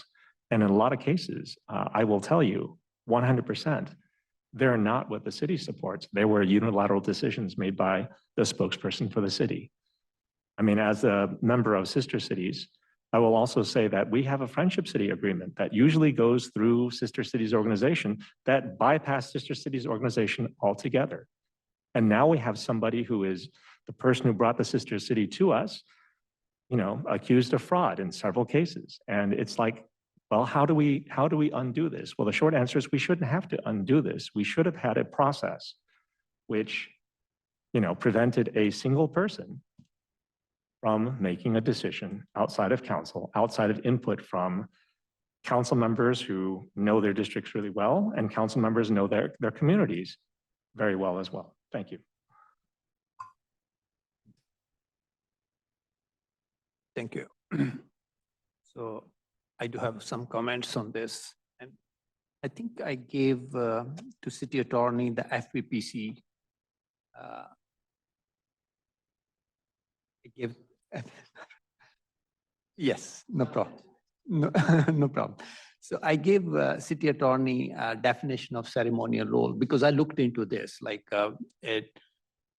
like Councilmember Park mentioned issues he faced. I also faced those issues, and those are minor issues, but we need a policy related clearance on those so that the policy is not made for one particular person. Policy is made for everyone to follow, basically. But if there are loopholes in the policy which somebody is trying to exploit, it's time to change that policy. And that's what we are. And to sum up, I do agree with Councilmember Jane's contention that we should follow the San Jose model, but I have some other details I would say. In a nutshell, we should follow the San Jose model where every mayor and the council is given a chance to sign on proclamations. And that should how it is, because mayor as a ceremonial head, and the reason I'm bringing the definition, FPPC definition, is it does define what the ceremonial role is. And it also defines that the policy for ceremonial role, although the mayor is defined as per charter, he or she is the ceremonial head of the city. But the underlying factor is the city council holds all the power. Basically, all powers of the city shall be vested in the city council, subject to the provisions of charter and the constitution of the state of California, basically. And FPPC definition clearly says that. I'll read it. The filing officer of local jurisdiction may adopt specific policies under this definition that either limit or expand the permissible ceremonial roles for an official in the local jurisdiction. If the local jurisdiction's filing officer does not have policymaking authority, the legislative body may adopt a specific policy. And that's what we are trying to do, basically, because if somebody says, oh, the charter only gives me this power, that's the wrong notion, according to me and according to the FPPC definition of, as per section 18942.3, basically. That's a wrong notion. The council does play a role. And there's a reason this is coming over here. There were some commendations which were to be issued to a particular community. And I requested the mayor can, because I was presenting, not the mayor was presenting, I requested the mayor, can we add my name into it? And I got a reply, no, this is my authority. I can only use my name, and that's it. I said, okay, that's fine. So we need to work on it if we need to change it. And that's the reason, like, we need to work on it and we need to make a changes on this. And changes which I would suggest, I know Councilmember Park also summed those up, basically. One thing before I sum up, other thing is the communication. When we went to districts, there was a very clear communication from the outside consultants too. They had a very detailed discussion among all the council members, among the mayor. Now that you are from at large to a district setup, what would you like to see? And there were detailed discussion, like, and in that discussion, it was specified that whenever an event or anything is happening in a district, mayor will take into consideration that particular council member. And it was followed up to some extent because there were a couple of park inaugurations, and they were in my district. I was part and parcel of those. I got a chance to speak on those along with the mayor. But, and there's a history of it, like we used to sign all the condolences letters. All the council used to sign that. But when the council changed, I don't know why, all these things were changed too. Like there was a inauguration of soccer park at Reed Street, right? No council, no individual district was considered, and the same thing happened in other districts too. And we want to have a standard, following standard policy where a district council member or a council member knows what is the policy, basically. It should not be pick and choose. If it works out for you, okay, I will not. If it doesn't work out for you, I'll allow you to speak. So that's the reason we need to make changes on this policy 020 as well, 009. And I would suggest that we have a clause on this one that mayor will be the only person to decide about proclamations, commendations, and certificate recognitions. I would like that to be eliminated. You would like that That to be eliminated. eliminated? That condition should not be there. And any meeting, ceremonies, special events arranged by city staff or at the city building, city location, they should be intimated to full council. It's not that pick and choose, like there have been instances only 2 people were knowing the event happening in the city hall, and council did not even, other council member didn't even know about it. There were events like 2 council members are issuing commendation in my own district. I don't even know that they're doing that thing for inauguration of a restaurant or something. I didn't even know that. And I'm not sure other council member might have faced that issue also. So communication is the key, like we need to follow up, like if any event on the city premises and conducted by any involvement of the city should be intimated to full council. If there is an invitation from third party to a mayor, I'm okay with that. Like mayor has every right to go there as a mayor only, and it may not be intimated to council. But if the email is coming to mayor and council, as Maria mentioned, we do share that with everyone. That should, how we should be doing that, right? Outside, I'm okay with outside, like if only the mayor is invited, maybe rest of the council may not be invited. 020 changes,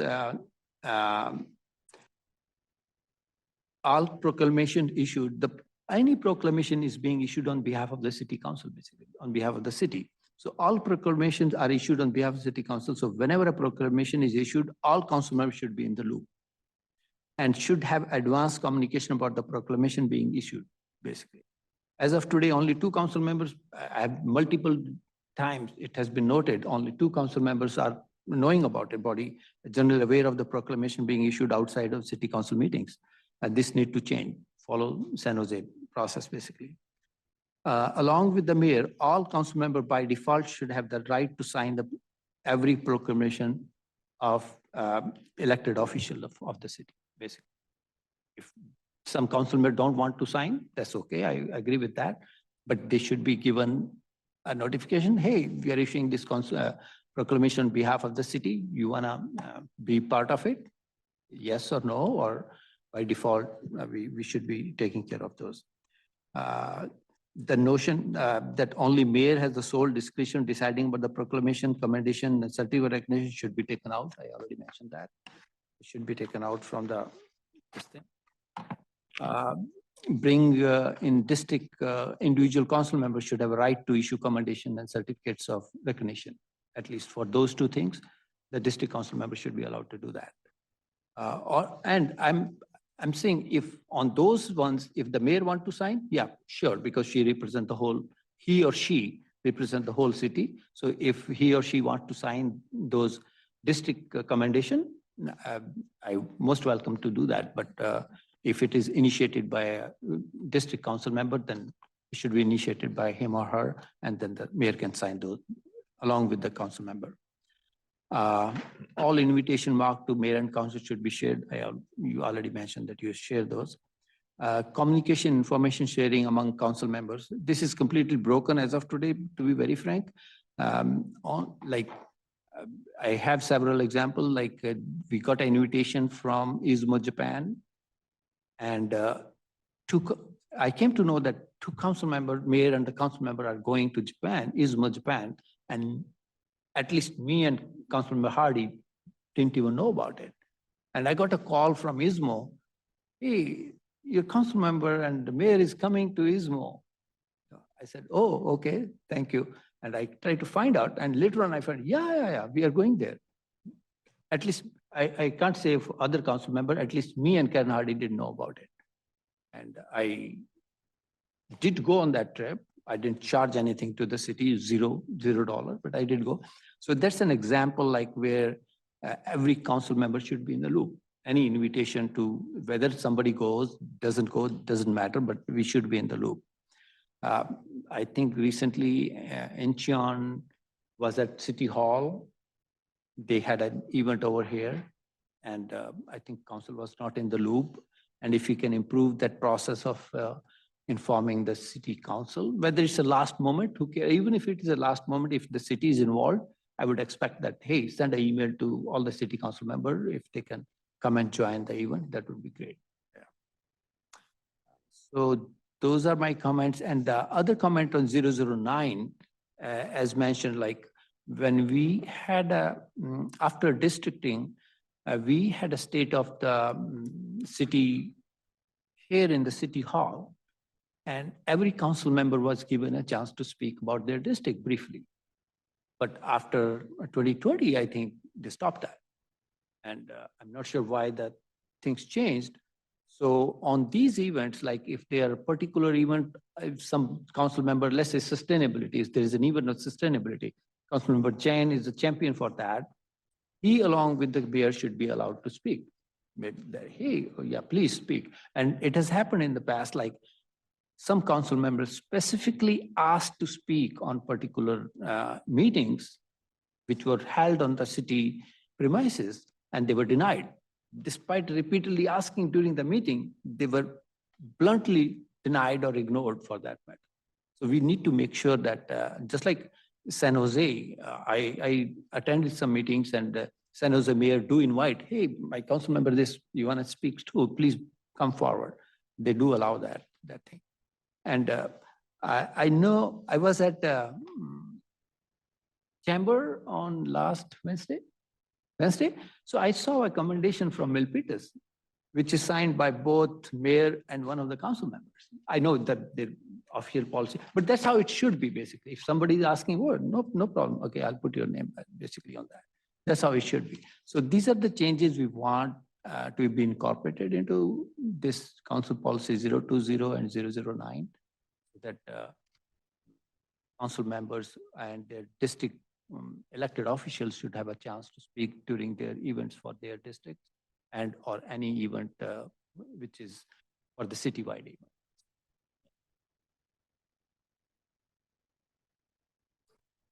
Any? Thank you, committees, Chair Jahal and committee members. That was a lot. I think staff has taken notes. And I can send this, Word document, I can forward. Perfect. to the If staff. you have information, know that we've taken notes, know that we can't respond to all of those right now, and there's a process that needs to follow. I do think I want to back up just for a moment to talk about the benchmarking that staff did, because I think it was presented well and it was well done. And I just want to make a fine point on the conclusion. I think what the benchmarking says is that how our policies are and how we're operating now is in line with how cities operate, how our peers operate, with the notable distinction of the largest city in the Bay Area, San Jose, right? And I see Committee Member Park raising his hand, so I'll pause. And Committee Member Park, do you want to? Oh, yeah, I will state, as someone who talks to the people, I talk to the people in Cupertino, I talk to the people in Sunnyvale, I talk to people in Fremont. We have very different relationships, and we're very close to some of these people. And I will say that the benchmarking tells you what the policy is. It doesn't, and it tells you what the policy is now. It doesn't tell you what the people want. And it doesn't go into what actually happens, because what actually happens is not what happens, what you see in the benchmarking. What actually happens is it's much more inclusive. I can talk about Cupertino. Cupertino came to a Santa Clara event with an opening, and their mayor was there, and their mayor basically said, come. There's these council members here, and I'm not just going to acknowledge them in the crowd. I want them to come up, because if we want to have a city portrait, then we want a city portrait. I can talk about Sunnyvale. I can talk about, when some VIPs came from the White House. It wasn't just the mayor. Mayor was the only person that was invited, but the mayor was not the only person that came. As the vice mayor, I went to an event at Filoli, and I'll tell you that I was there because it was an invitation to the mayor. But I'll also tell you, I met a lot of other council members there that were not the mayor. And the reason was they said, this is an event that we would like everyone to come to. I've been to so many events where, like, I understand what you're saying. The benchmarking is, this is what the policy in place is, but we're not benchmarking what actually happens. And I think that when you benchmark what actually happens, you'll see that it's a much more inclusive process in other cities than what we have in Santa Clara. I want to And who knows, maybe after people see what Santa Clara does, they'll say, well, this is what we do. This is what we like. We want to make that official in our city too.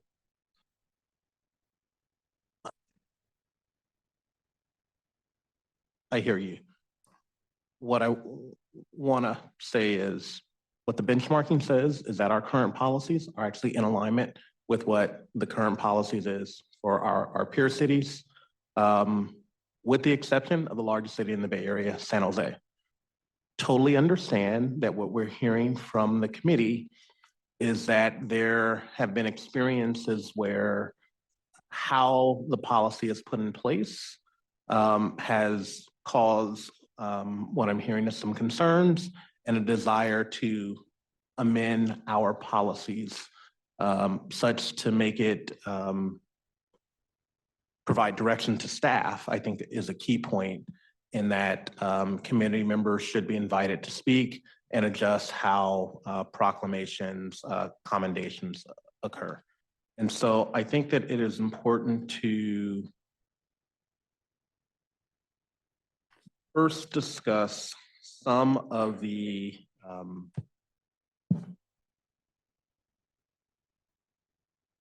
items with regard to inviting for staff, letting council members know when things are occurring. I think those are the easy things, right? I think that there are instances where a communication is received, an event is occurring, and it involves staff time. We can certainly make sure that council members are informed, right? With regard to issuing of proclamations, how that relates to the language in our charter that says the mayor is a ceremonial head, and the ability to issue district commendations. I think we need to look into that a little bit more and come back with recommendations that align to how San Jose does it as is being proposed, as well as make sure that we are consistent with the charter and how things are implemented. And there was something that I heard, but I just want to clarify so that staff has clear direction. I think what I heard was that there is a desire to ensure that all proclamations are approved by the council. Is that what I heard? Because I heard comments that I wrote down the language here. The action has happened before there is a discussion. I think it's important to note that how the city processes proclamations, there is no action of the city council, right? The mayor today can issue a proclamation and that does not require an action. But what I'm hearing council members say is we're not notified of that, right? So I hear one, you want to be notified. Two, you want the ability to issue a district commendation or some sort of a recognition, but I'm just unclear on if what you're asking for is actually to no longer have the mayor able to issue a mayoral proclamation. So the current policy 020 clearly says mayor is the sole authority to decide what proclamations, commendations, certificate. So let's say Councilmember Serge Jane wants some commendation. So mayor she says, no, I will not do. She has not done it. To be very frank, let me very frank. Whenever I asked for commendation certificate, she did it. She has not refused anytime right now, but we are trying to fix this as a policy matter. If he or she, whosoever is the mayor, they should not have the sole authority to refuse to decide about a commendation or certificate of commendation or about proclamation. They should, if there's a proclamation, because our process is, oh, any proclamation has to be reported to us 1 week, I don't know, there's a time period, it has to be reported X number of days, and then and sometimes it happens, they have to do it SOS basis, basically within 24 hours and 36 hours or a day before or the same day. I agree with that. But what I'm saying is, if there's a proclamation being issued, whole council should be intimate, because the proclamation is being issued on behalf of the city of Santa Clara. It's not solely on behalf of the mayor. So it should be intimated to the council, and then they should be given a option. Hey, you want your signature, just like San Jose.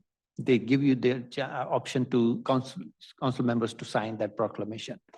I believe what occurs in San Jose and many other cities is that there is a informal process that does not involve a majority or a quorum of the city council when there are more than one signature, right?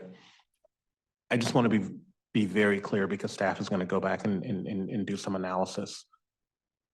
On some level, I hear you saying that when a mayoral proclamation is given, the entire city council needs to be informed and needs to have the ability to sign it or prove that it's going to be done.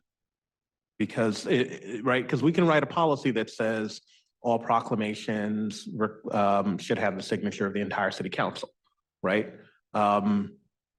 That can create a problem if you are requiring approval of, right? Because then that proclamation would need to go to the board and be acted upon, and then everyone signs. So I just want to be very clear. Is the request that the mayor can continue to issue proclamations? You want to be notified of it? Or is the request that the city council should approve of all proclamations? No, my point is mayor can still continue to issue proclamations and city council should be informed of it, that mayor is issuing this proclamation. And do you want your signature on this proclamation or not? And if 3 council members say, yes, it pertains to me, it's an, the cause is very dear and near to me, yes, please issue and include me. And there may be instance that one council member says, oh, I'm not involved in this at all. I don't want it to be signed. So please don't include me. Yes, please go ahead. Yeah. Sure. I think we need to analyze Brown Act issues with regard to that and decisions being made on, am I going to sign? I just wanted to understand the desire. Okay, city attorney. Yeah, and you've touched on them already. I'll touch on them again. There is, as you're all aware, language in the charter that designates the mayor as the official head of the city for all ceremonial purposes.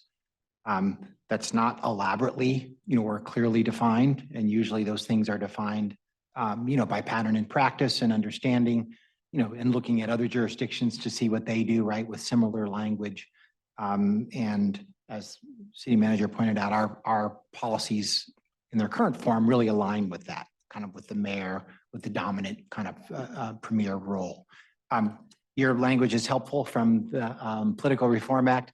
It's not quite the same context, right? It's talking about ceremonial purposes for defining conflicts of interest, but still, when your language isn't clear or ambiguous, as I think I pointed out to you when you shared with us, you can look at other kind of definitions, in order to understand, what's intended to be meant, right, by ceremonial purposes. So we do have some, with what you're suggesting, some additional analysis to do from a legal standpoint in terms of conformance with these ideas, with the charter concept of the mayor as the head of the city for ceremonial purposes. And we'll certainly do that now that we've got the full scope of what you've described.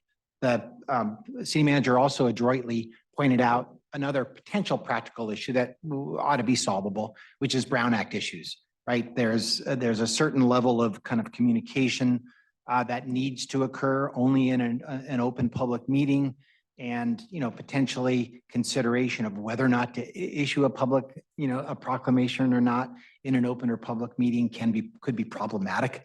If there's someone who you want to honor that ultimately doesn't get the vote and doesn't get honored. So the mechanisms of how ideas for proclamations, get processed also needs to be analyzed. And there's a lot of different parts to it, right?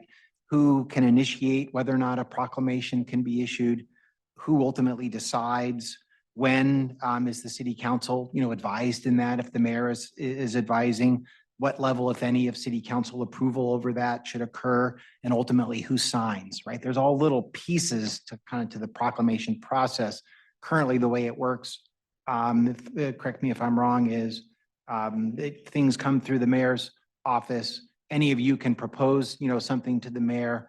And I think typically those requests are respected, right? And that in fact, those things are added to the agenda. If there's going to be something different than that, there's a lot of different pieces to it that we'll have to look at, and kind of work out. And again, ultimately analyze from 2 legal standpoints. Does it pass muster with the charter, and appropriately respect the mayor's position? And are there things about our process that are creating Brown Act, violations for us? So it seems simple, the ideas that you're proposing, but there's a little as with everything, in government, particularly when open government applies, there's some additional analysis we'll need to do to make sure we've mapped out a process that checks all those legal boxes.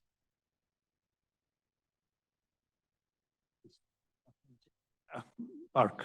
Yes, so again, I think that it's more than just council policy. I think it's also optics. I mean, when we're talking about diversity, equity, and inclusion, like if there were an issue in my community that involved the Sikh community, there's no way that I would not tell Councilmember Chahal about this.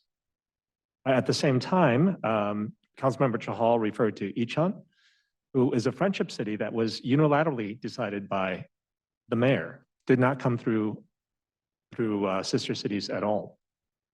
And I think one of the problems is, like, we had a meeting set up with Ichon late last year, and I was actually going to Korea to meet with them. And all of my communications went through staff. Like staff, we were on a conference call, all of my communications were sent through staff. So everyone knew about that, but that was not true.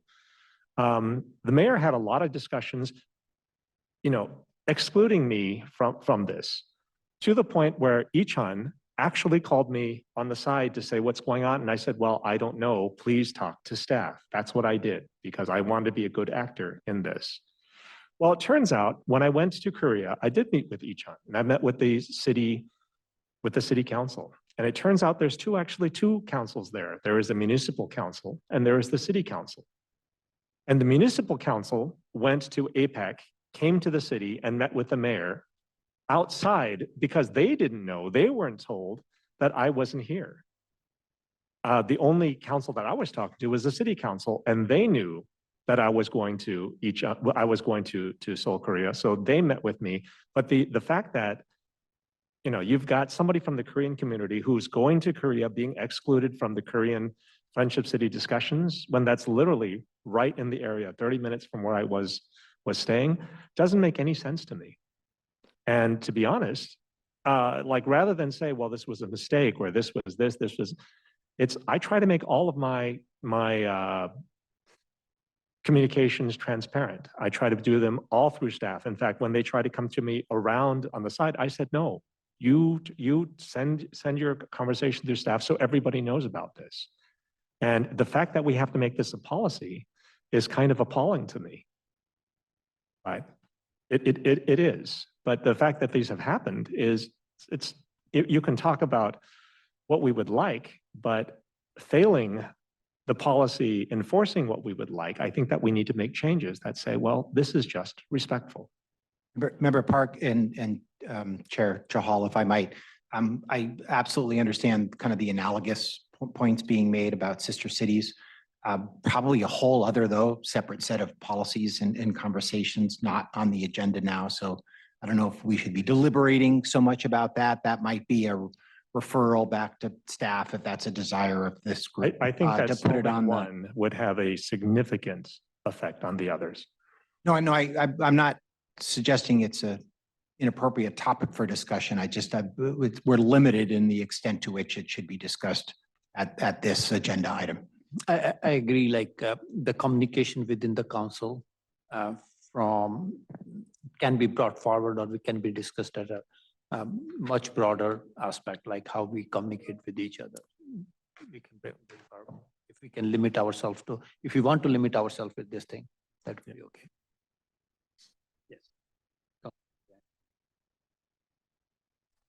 Yeah, I think you said that hasn't happened, but there may be an incident where somebody wants to issue a proclamation, it's refused by the mayor, but there's a 030 process.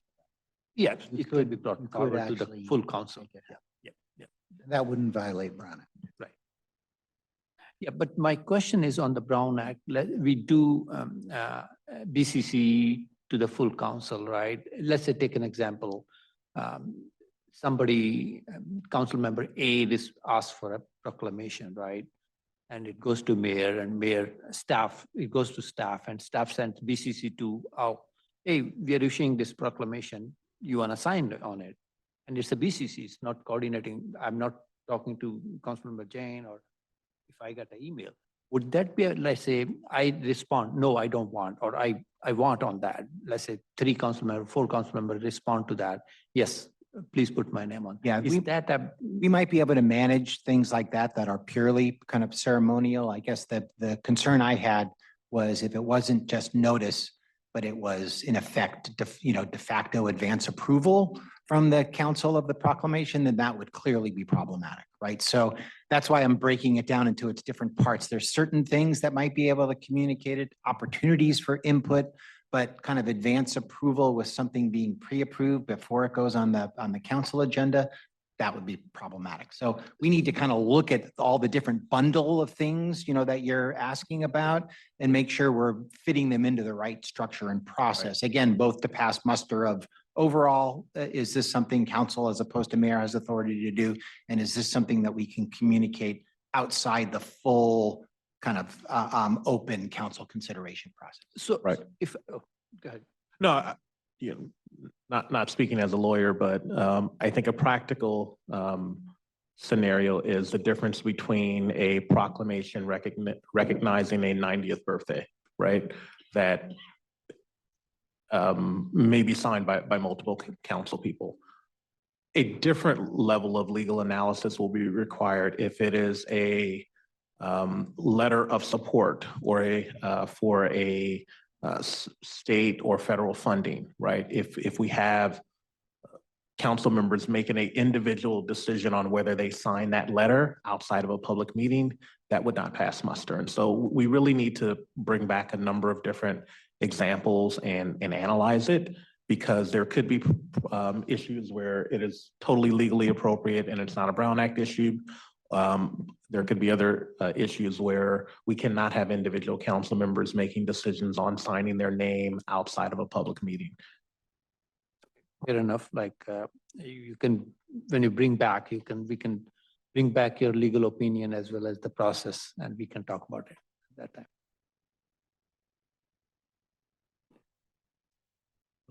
Point of personal. I will have to leave soon. I am going to have to pick personal matters. I would like to go through the next item. I do have one thing that I would like to add or would like to suggest. Can we wrap up this? Yeah, so I don't know what Let's we wrap need to this do. up and then we'll go right away to your item, basically. So, city manager. I think we've heard the feedback from the committee. It's going to take some work from staff to look into it. I do think that we're likely going to need a meeting where this is the sole topic Okay. to really have some time to delve down into the various examples. And so we'll work with staff and the city attorney's office on Let me know, scheduling that. we can find out the time for the meeting. If you have to hold a special meeting for that, when you're ready, we can do that. Thank you. But as of now, you got all the comments, pros and cons and everything, and then you will prepare a document for that. Right? And I'll send my Word document to you, to staff, so that you can take into account. Yeah, thank you. So by consensus, again,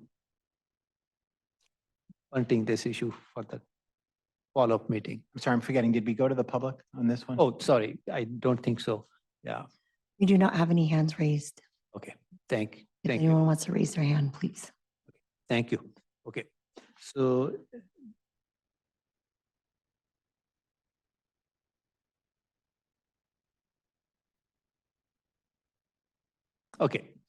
Okay, so the next item is item number 5, action on the 2024 Governance and Ethics Committee Work Plan.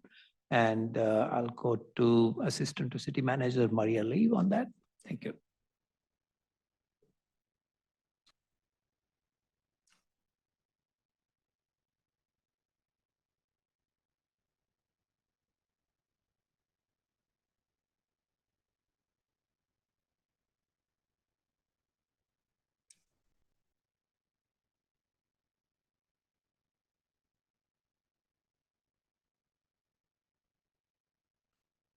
Okay, thank you, Chair. So what you have before you and also in your packet is a draft work plan for 2024. And as illustrated here, we have the items that we went over today. And then for June, we have some other suggestions from staff. One being community grant policy, Council Policy 049. The staff that work on our community grant program feels that there's a need for us to revisit the community grant policy and would like to bring this to the committee. The other item for June would be meeting management protocols. As you recall, in December, we had a presentation on the current meeting management protocols. And also Glenn did touch on Rosenberg's rule of order. So that item would return. September 16th, there's an item that's been added here, a suggestion, AB 1234, limitation on council action on matters outside of the jurisdiction or without direct impact on city business. And Let for me this. interject there, that's a little bit of a compound item and a mistake with, I was probably responsible for with the last minute ad. The AB 1234 is really intended to just be an update precursor of, by my office in advance of the training that we're going to schedule again for later in the fall. It doesn't have anything to do with the limitation on council action. Oh, apologies. Yeah, so I no, took no. those that's- notes verbatim. it was Okay. a late ad, so Thank those you. are two separate items. We'll make that edit. And December 2nd was review council policy 043 for official travel by elected officials. As you know, this committee, we just routinely look at council policies that would need some updating. And we've heard before that from council members that that policy needed a little bit of a review on how it's currently written. So that is the draft work plan. It's suggestions for this committee to discuss and to add or edit. Thank you. Park. So I do agree. I don't know exactly. We got another list and I looked at that, but I would like to add something for consideration, which is I want to see a city-supported communication mechanism or policy, which is, for example, every council member meets with residents in a different way. It would be really nice if there were a city-supported, for example, Zoom account, so that whatever it is, so that every council member has a standard way of communicating, and it does not depend on who the council member is. And if that council member happens to leave and is replaced by somebody else, that method doesn't change just because the person changed. I do know that we used to have, like, every council member had lists of constituents, but when we went to districts, it became a little bit more important that when you have lists of people in the district who signed up to get notifications or information about the district, well, now the council member changes and all of that, the requests are gone because it was managed by the person. I feel like we have an e-notify platform, and if e-notify simply says, I would like to sign up for District 1 news, you don't even have to live in District 1. You just have to be interested in receiving District 1 news. So you sign up. You don't have to validate, do they live in District 1? Do they work at? No. Anyone who's interested in District 1 news can sign up for District 1 news. And anyone that's interested in District 1 and District 3, because I live in District 1, but I work in District 3, or District 3 is right next to, is an area of concern, and I want to know what's happening there. There should be an easy way so that council members, people can sign up for, it's a city-supported way, does not depend on the council, does not depend on the person. And council members can get information out for people who signed up for whatever they've signed up for. Again, I'm trying to remove if I want to hear what's happening in District 4, I have to talk to the District 4 person. I would really like just to be able to go someplace and say, oh, this is how I talk to people in District 4. Because if a council member has this kind of trouble, like, imagine what it is being a resident. I've actually heard people complain about this. Like, we don't know who to talk to. We don't know how to get this. And I send out messages to people I just remember care about this, about this thing. So I have a lot of spreadsheets of lists of emails, and I just think it would be really nice if I could just send out information to people who sign up. And if the issue isn't resolved in my time frame, whoever comes in next can send the same information out without having to rebuild those lists and having people sign up again, right? And perhaps there should be at first I thought maybe a yearly stipend where the council member can decide how they want to spend it if they want to purchase a Zoom account. But I realized that, that would be nice if they could have some expenses where they wanted to do things. They wanted to do letterheads, they wanted to do something else for, work purposes. But more importantly, I think that it would be really nice if the city said, well, this is the city way for people to join meetings. It seems like it's Zoom. And if it is Zoom, then I think that it should be consistent with any kind of remote meeting for residents in the city.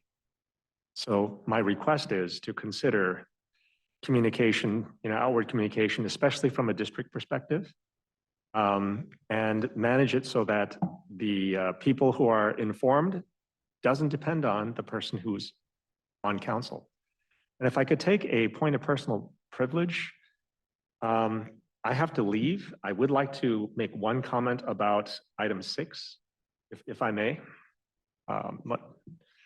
And all I want to say is that council meetings start, whenever. They start at 7 for the public, but for council members, it can start. I've gone to council meetings at 3:30 in the afternoon. And I'm going to say that, like council, this is a part-time job. We're not actually paid enough to be here. But the real issue is for people who have jobs, who have other issues, like I have to pick up my daughter. I try to make sure that I don't pick up my daughter on 7 o'clock because we have council meetings. But I would like people to understand that there are real personal issues that, we should respect the boundaries of the council members who are volunteering a lot of their time to be here. I've had a lot of people criticize and say, well, if you don't have the time, maybe this isn't the job for you. I said, well, no. What you need to understand is if we don't respect the timeframes of the working public, then we don't represent a lot of the people in the working public. If nobody on the working public can have a schedule that supports their ability to have a job and be on council, then we'll never get the representation that we need on council. That's the comment that I'd like to make, which is I'd like to be a little bit cognizant, if not more respectful, of people's time if they have other responsibilities outside council. Again, I think that regardless of who the council person is, every council person puts in, more time, as much time as they can to do the city work. And it would be really nice if, like the city also acknowledged our external roles as well. Thank you. Thank you. Please, please, no problem. Councilmember Jain on item number 5. Yes. Yeah, I had a number of items. I see that September is free. There's nothing on the agenda. I know that we felt that we may need a special meeting to handle the. But there are a number of items that I would like to propose that have recently been in the news. I would like to think about a policy to avoid resolutions on foreign policy issues. I would like to see San Jose just pass an ordinance to restrict foreign influence on campaign finance. And then something fairly minor. It turns out that when we go on trips, we're not supposed to get frequent flyer miles or hotel rewards, but everyone does. So I don't think we need to have a policy for that. And then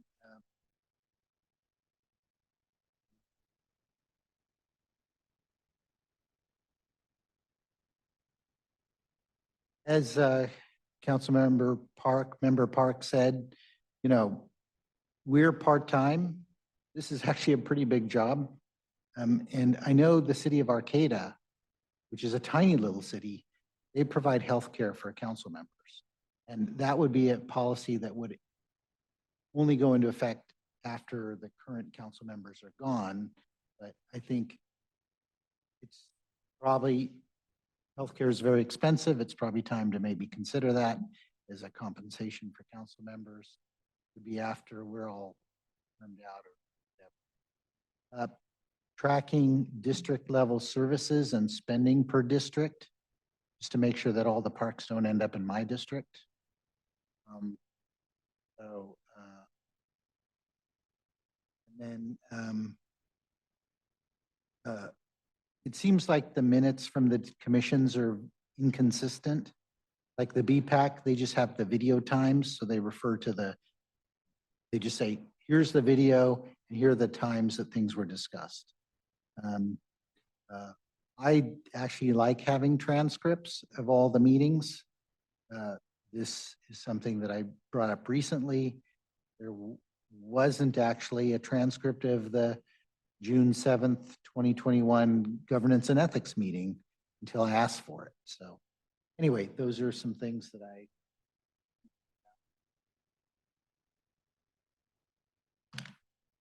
Thank you. It's good to have you on the committee. You can recap that. Yeah, I had on my agenda, like work plan, the international policy. Like we spent so much time, whole council spent so much time on the one issue, international issue. But if we have a clear policy, I can, whether we decide either way, but that policy, if we decide about that policy, whether we want to take a position on international. And if I could point out that, that's what September 16th item is intended to be. Doesn't say it quite that way, Okay, but that's what so that is something that we've got in the queue for you to, perfect. not immediate, but near-term consideration. That's fine. Thank you. So those are my. Don't have any action. Through the chair. Like to request that before we state that those items will be on the governance committee work plan, that staff has some time to look into them. I think that there are some that are totally appropriate for the governance committee. There are others that are more citywide and broad, that is more priority setting. Of note, the item about tracking district level resources. That's something that could be a broad policy objective for the city council that will certainly influence operations at every level in the city. If we want to do that, I think that there are both pros and cons and discussion points that we should have at a larger level. So just at first blush, I'm not sure that that's an appropriate matter for this body, and want to just make sure we don't walk away here with all those things that are mentioned will definitely be on governance.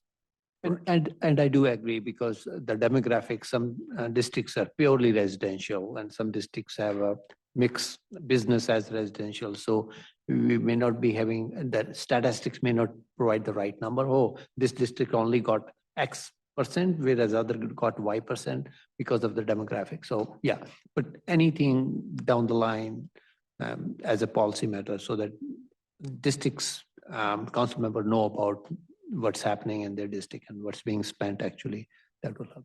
Right.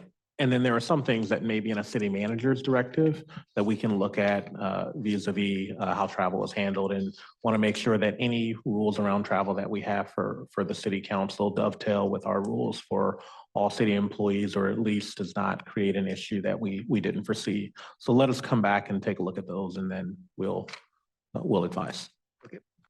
Thank you. And we do have the travel policy for electeds in December. And I think that's when we were planning on bringing that. Oh, okay, good. Okay, yeah, We I have to thought that approve was, We have to approve this. I thought that was more related to who gets to go to what conference rather than the frequent flyer. It covers that, but it also talks about, that's where it would be an appropriate place to put frequent flyer miles, because it does have a statement in that policy that says you cannot use your frequent flyer miles at this time in that policy. Perfect. Yeah. Okay.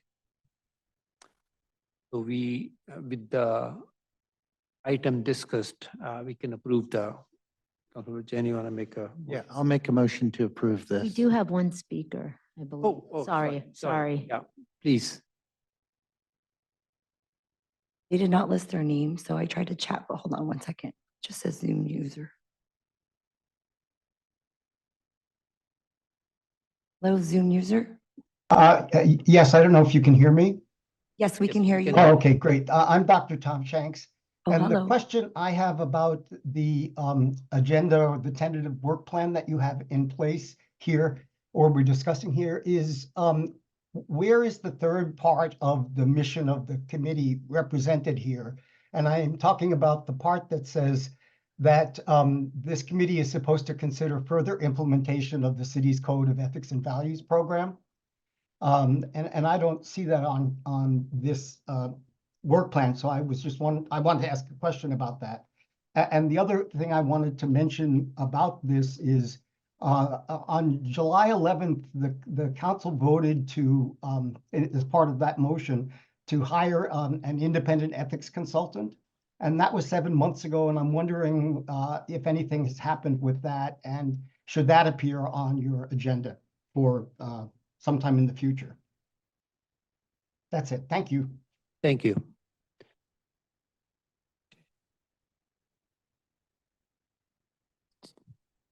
Any comments on that? With a work plan that's before the committee, staff can certainly have additions to them. I was actually going to note that the item in December, we may want to bring back earlier. And certainly there are existing referrals that will likely be added to the annual work plan. And so we will come back to you with an update on those items. Okay, so it's flexible. We can, next meeting or following meeting, we can bring up other items to be added to the work plan. Yes. Thank you. Yeah, and the speaker's reference to that item is correct. That's one of the ones I think the city manager's looking at it would consider. Okay, thank you. Hey, then I'd like to make the motion to approve this I second, work plan subject to changes in the future. change in the future. Yep. I second that. All in favor? Aye. Councilman Park is excused or absent. Okay, so the next item is discussion regarding item number 6, discussion regarding the start time of City Council, Stadium Authority, special and closed session meetings. City Manager, John Grogan. Sure. We have a quick PowerPoint discussion that we will go through. The Charter Section 707 requires 2 regular meetings. Looks like we still have our Zoom user on from public comment. Okay. Charter Section 707 requires 2 regular meetings of the City Council a month, but does not specify a date and time. The city generally has a practice of around the 1st and 3rd Tuesday to have your regular meeting, but there is flexibility in the charter language. And as you know, every year, the City Council does adopt a regular meeting schedule. The meetings traditionally start at 7 p.m. and the city strives to hold closed sessions or study sessions, which we commonly refer to as special meetings, that same day between the hours of 5 to 7 p.m. Occasionally, it is necessary to schedule a special meeting, whether that's a closed session or a study session, on a date that does not coincide with the regular meeting. And staff does that by polling various council members for their availability to attend a special meeting. As you know, we are currently in a period where between February 20th to April 9th, you're actually having a meeting every week. And so oftentimes those 2 regular meetings are not enough to get the full complement of the business that the City Council or the Stadium Authority or your other bodies that you sit as can't be done in those 2 regular meetings. So we do have special meetings. At times, it is not possible to find a date when all council members are available, and you know that we certainly strive to do that. In such cases, albeit rare, staff may need to schedule a meeting when a quorum of members cannot attend. Those instances are, I think, historically been very rare, but as the number of meetings increase and as schedules increase, whether it's a certain cycle of the year where I think council members are generally more busy, we can have some scheduling conflicts. And so staff brought this item to the committee purely as a discussion item because we know that it has certainly been something that staff has been in communication internally about, because we are oftentimes scheduling meetings and not finding the time and needing to pick a time where maybe 6 people can attend, but 1 can't, or 5 can attend, we have a quorum, And it's a necessity to get the business done, and we do that. And occasionally, a council member can become frustrated because a meeting was scheduled at a time when they could not attend. Knowing that staff makes every attempt to make sure that when we are polling for meetings, that we can find a date and time that everybody can attend, but unfortunately, sometimes that's not necessary. And ensuring that we can conduct the business of the city in a timely manner, occasionally a time will be picked when not everyone can attend. And then the individual council member needs to decide whether they will miss that meeting or whether they will move around items in their personal or professional life, if possible, to attend that meeting. And so just wanted to have a discussion about it. I will say, in my experience in other communities, this is a normal occurrence. And our policy is really not that different from the policies in other cities. And it is oftentimes something that is worked out and that during various periods can become frustrating. But in the operation of the business of the city, we certainly strive to schedule meetings when everyone can attend. Unfortunately, that does not always happen. Thank you, Councilmember Jain. So, we try to do meetings every other week. And this was back when our meetings would go till like midnight or 1. And I was like, why don't we just have more meetings? And I was told that it was really the agenda management process. The clerk's office was going to be overloaded because you have to run these schedules, but now we're doing them every week. So I guess I don't understand. Originally, I was told that we couldn't do them every week because of the agenda management process. Now we're doing them. So could we maybe, looking forward, plan on 3 meetings a month or something like that in our regular schedule so that we would not have them as long? Santa Clara is a very involved city. Other cities just put everything on consent.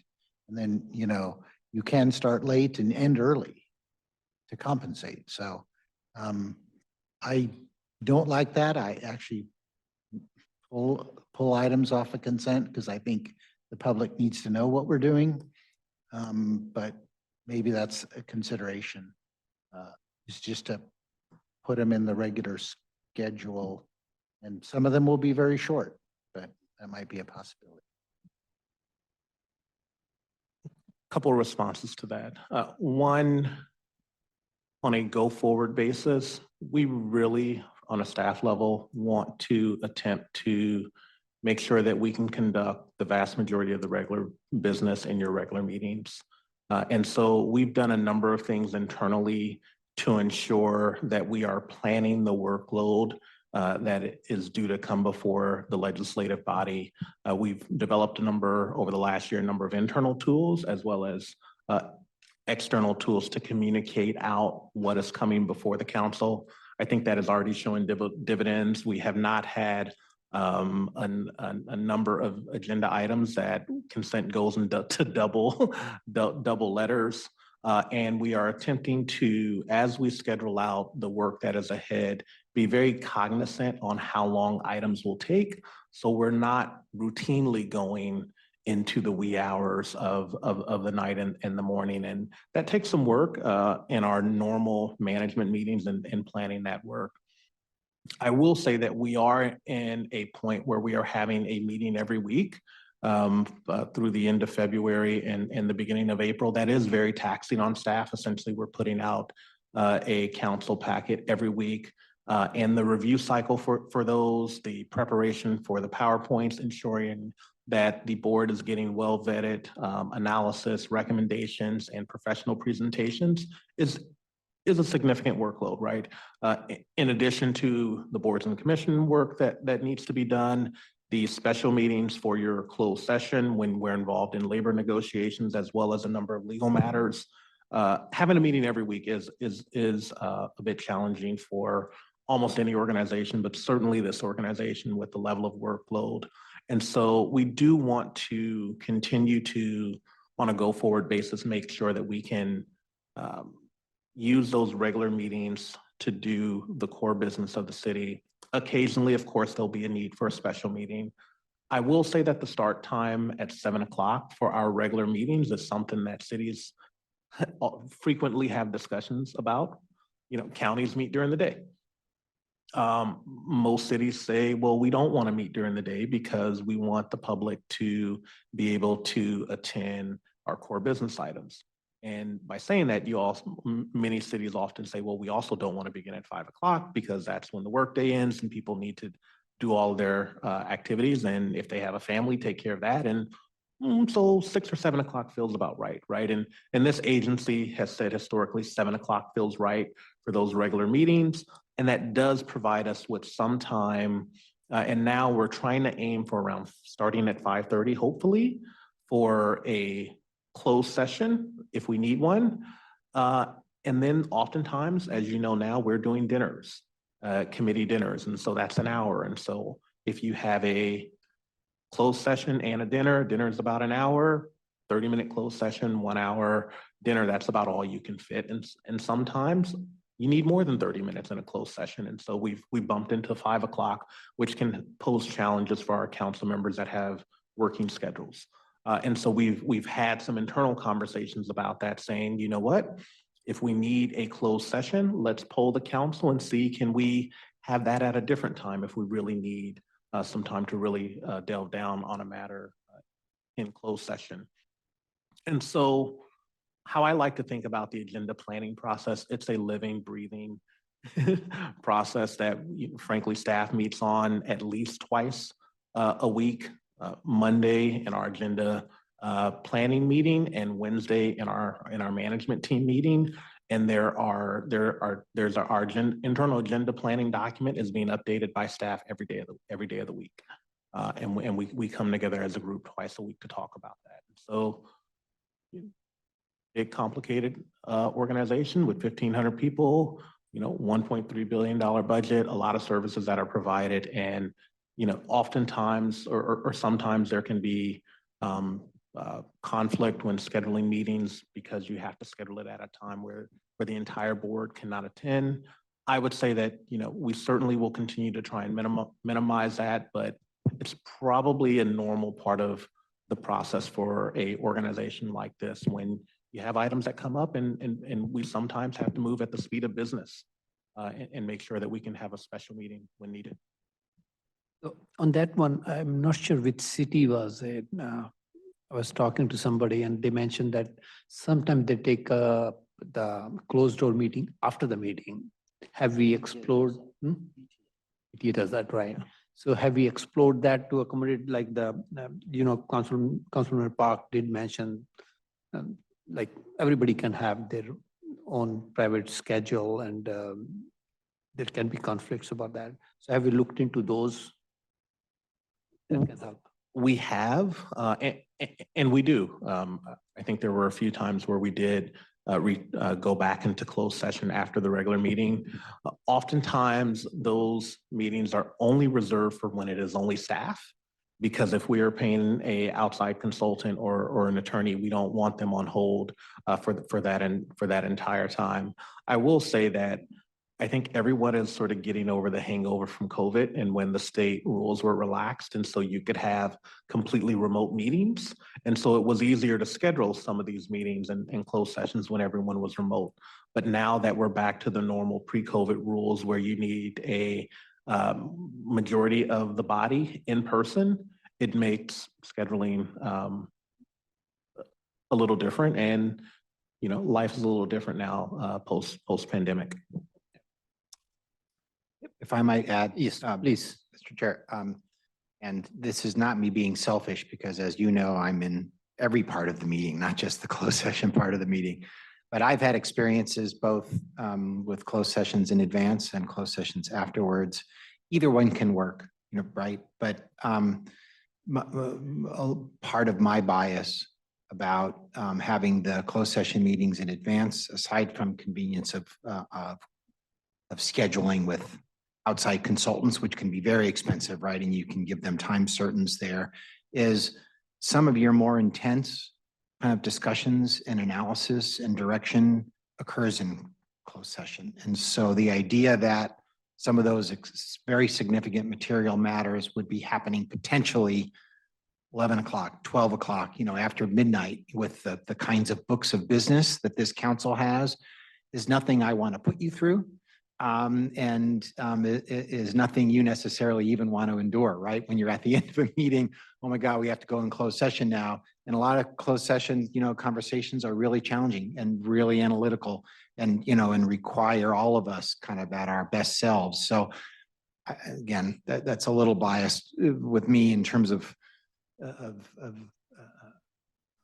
putting, in theory, more importance on those things because I know, because I'm there with you, plenty of your open session stuff is intense and analytical too. And for that reason, right, we try to put public hearing, right, where a lot of the public is kind of in the heart of the meeting and don't have that scheduled, until the end of the meeting either. But another factor to consider, with that, maybe there's light versions that are just briefings of closed sessions that could go late. But I think for me and my experience, and I think with this organization, early times where you can schedule your outside consultants, and everyone's kind of fresher for the kind of intensity that sometimes often requires would be my preferred approach. And the other point I wanted to clarify is, as per our protocol or whatever process we are following, let's say 6 council members, or including the mayor, if 6 members are available, can we conduct a meeting, or are we basically finalizing, no, we all 7 have to be there, like if that's the case? So there is no policy on that right now. I can tell you what our procedure is. And so our procedure is to, if at all possible, ensure that we can, that we find a time where all 7 can attend. If that is not possible and the item really does need to go forward and cannot wait to a regularly scheduled meeting, we have scheduled meetings where 6 or 5 can attend, and then that creates the necessity for the other 2 to either adjust items in their professional or personal life or not be at that meeting. What we also need to make sure that we're cognizant of, and I know staff is that if we're scheduling a meeting where 6 can attend and 1 can't, that we're not repeatedly scheduling it where 1 council member is always on the losing side of the 6-1, correct? And so it just requires us being cognizant of that and making sure that we're not scheduling meetings that doesn't fully support council members' ability to attend the business meetings of the council. Thank you. We've also, on the staff side, reached out to the council just to get your schedules again, so that when we are planning meetings, we'll consult with your calendars and the times that work best for you. Thank you. Yes. Jen. So of course, when we have budget amendments, we need 5 votes. When you have 6 people, it can be harder. Can be a challenge. Okay, so no action on this one, basically, discussion only, right? Okay. Staff report.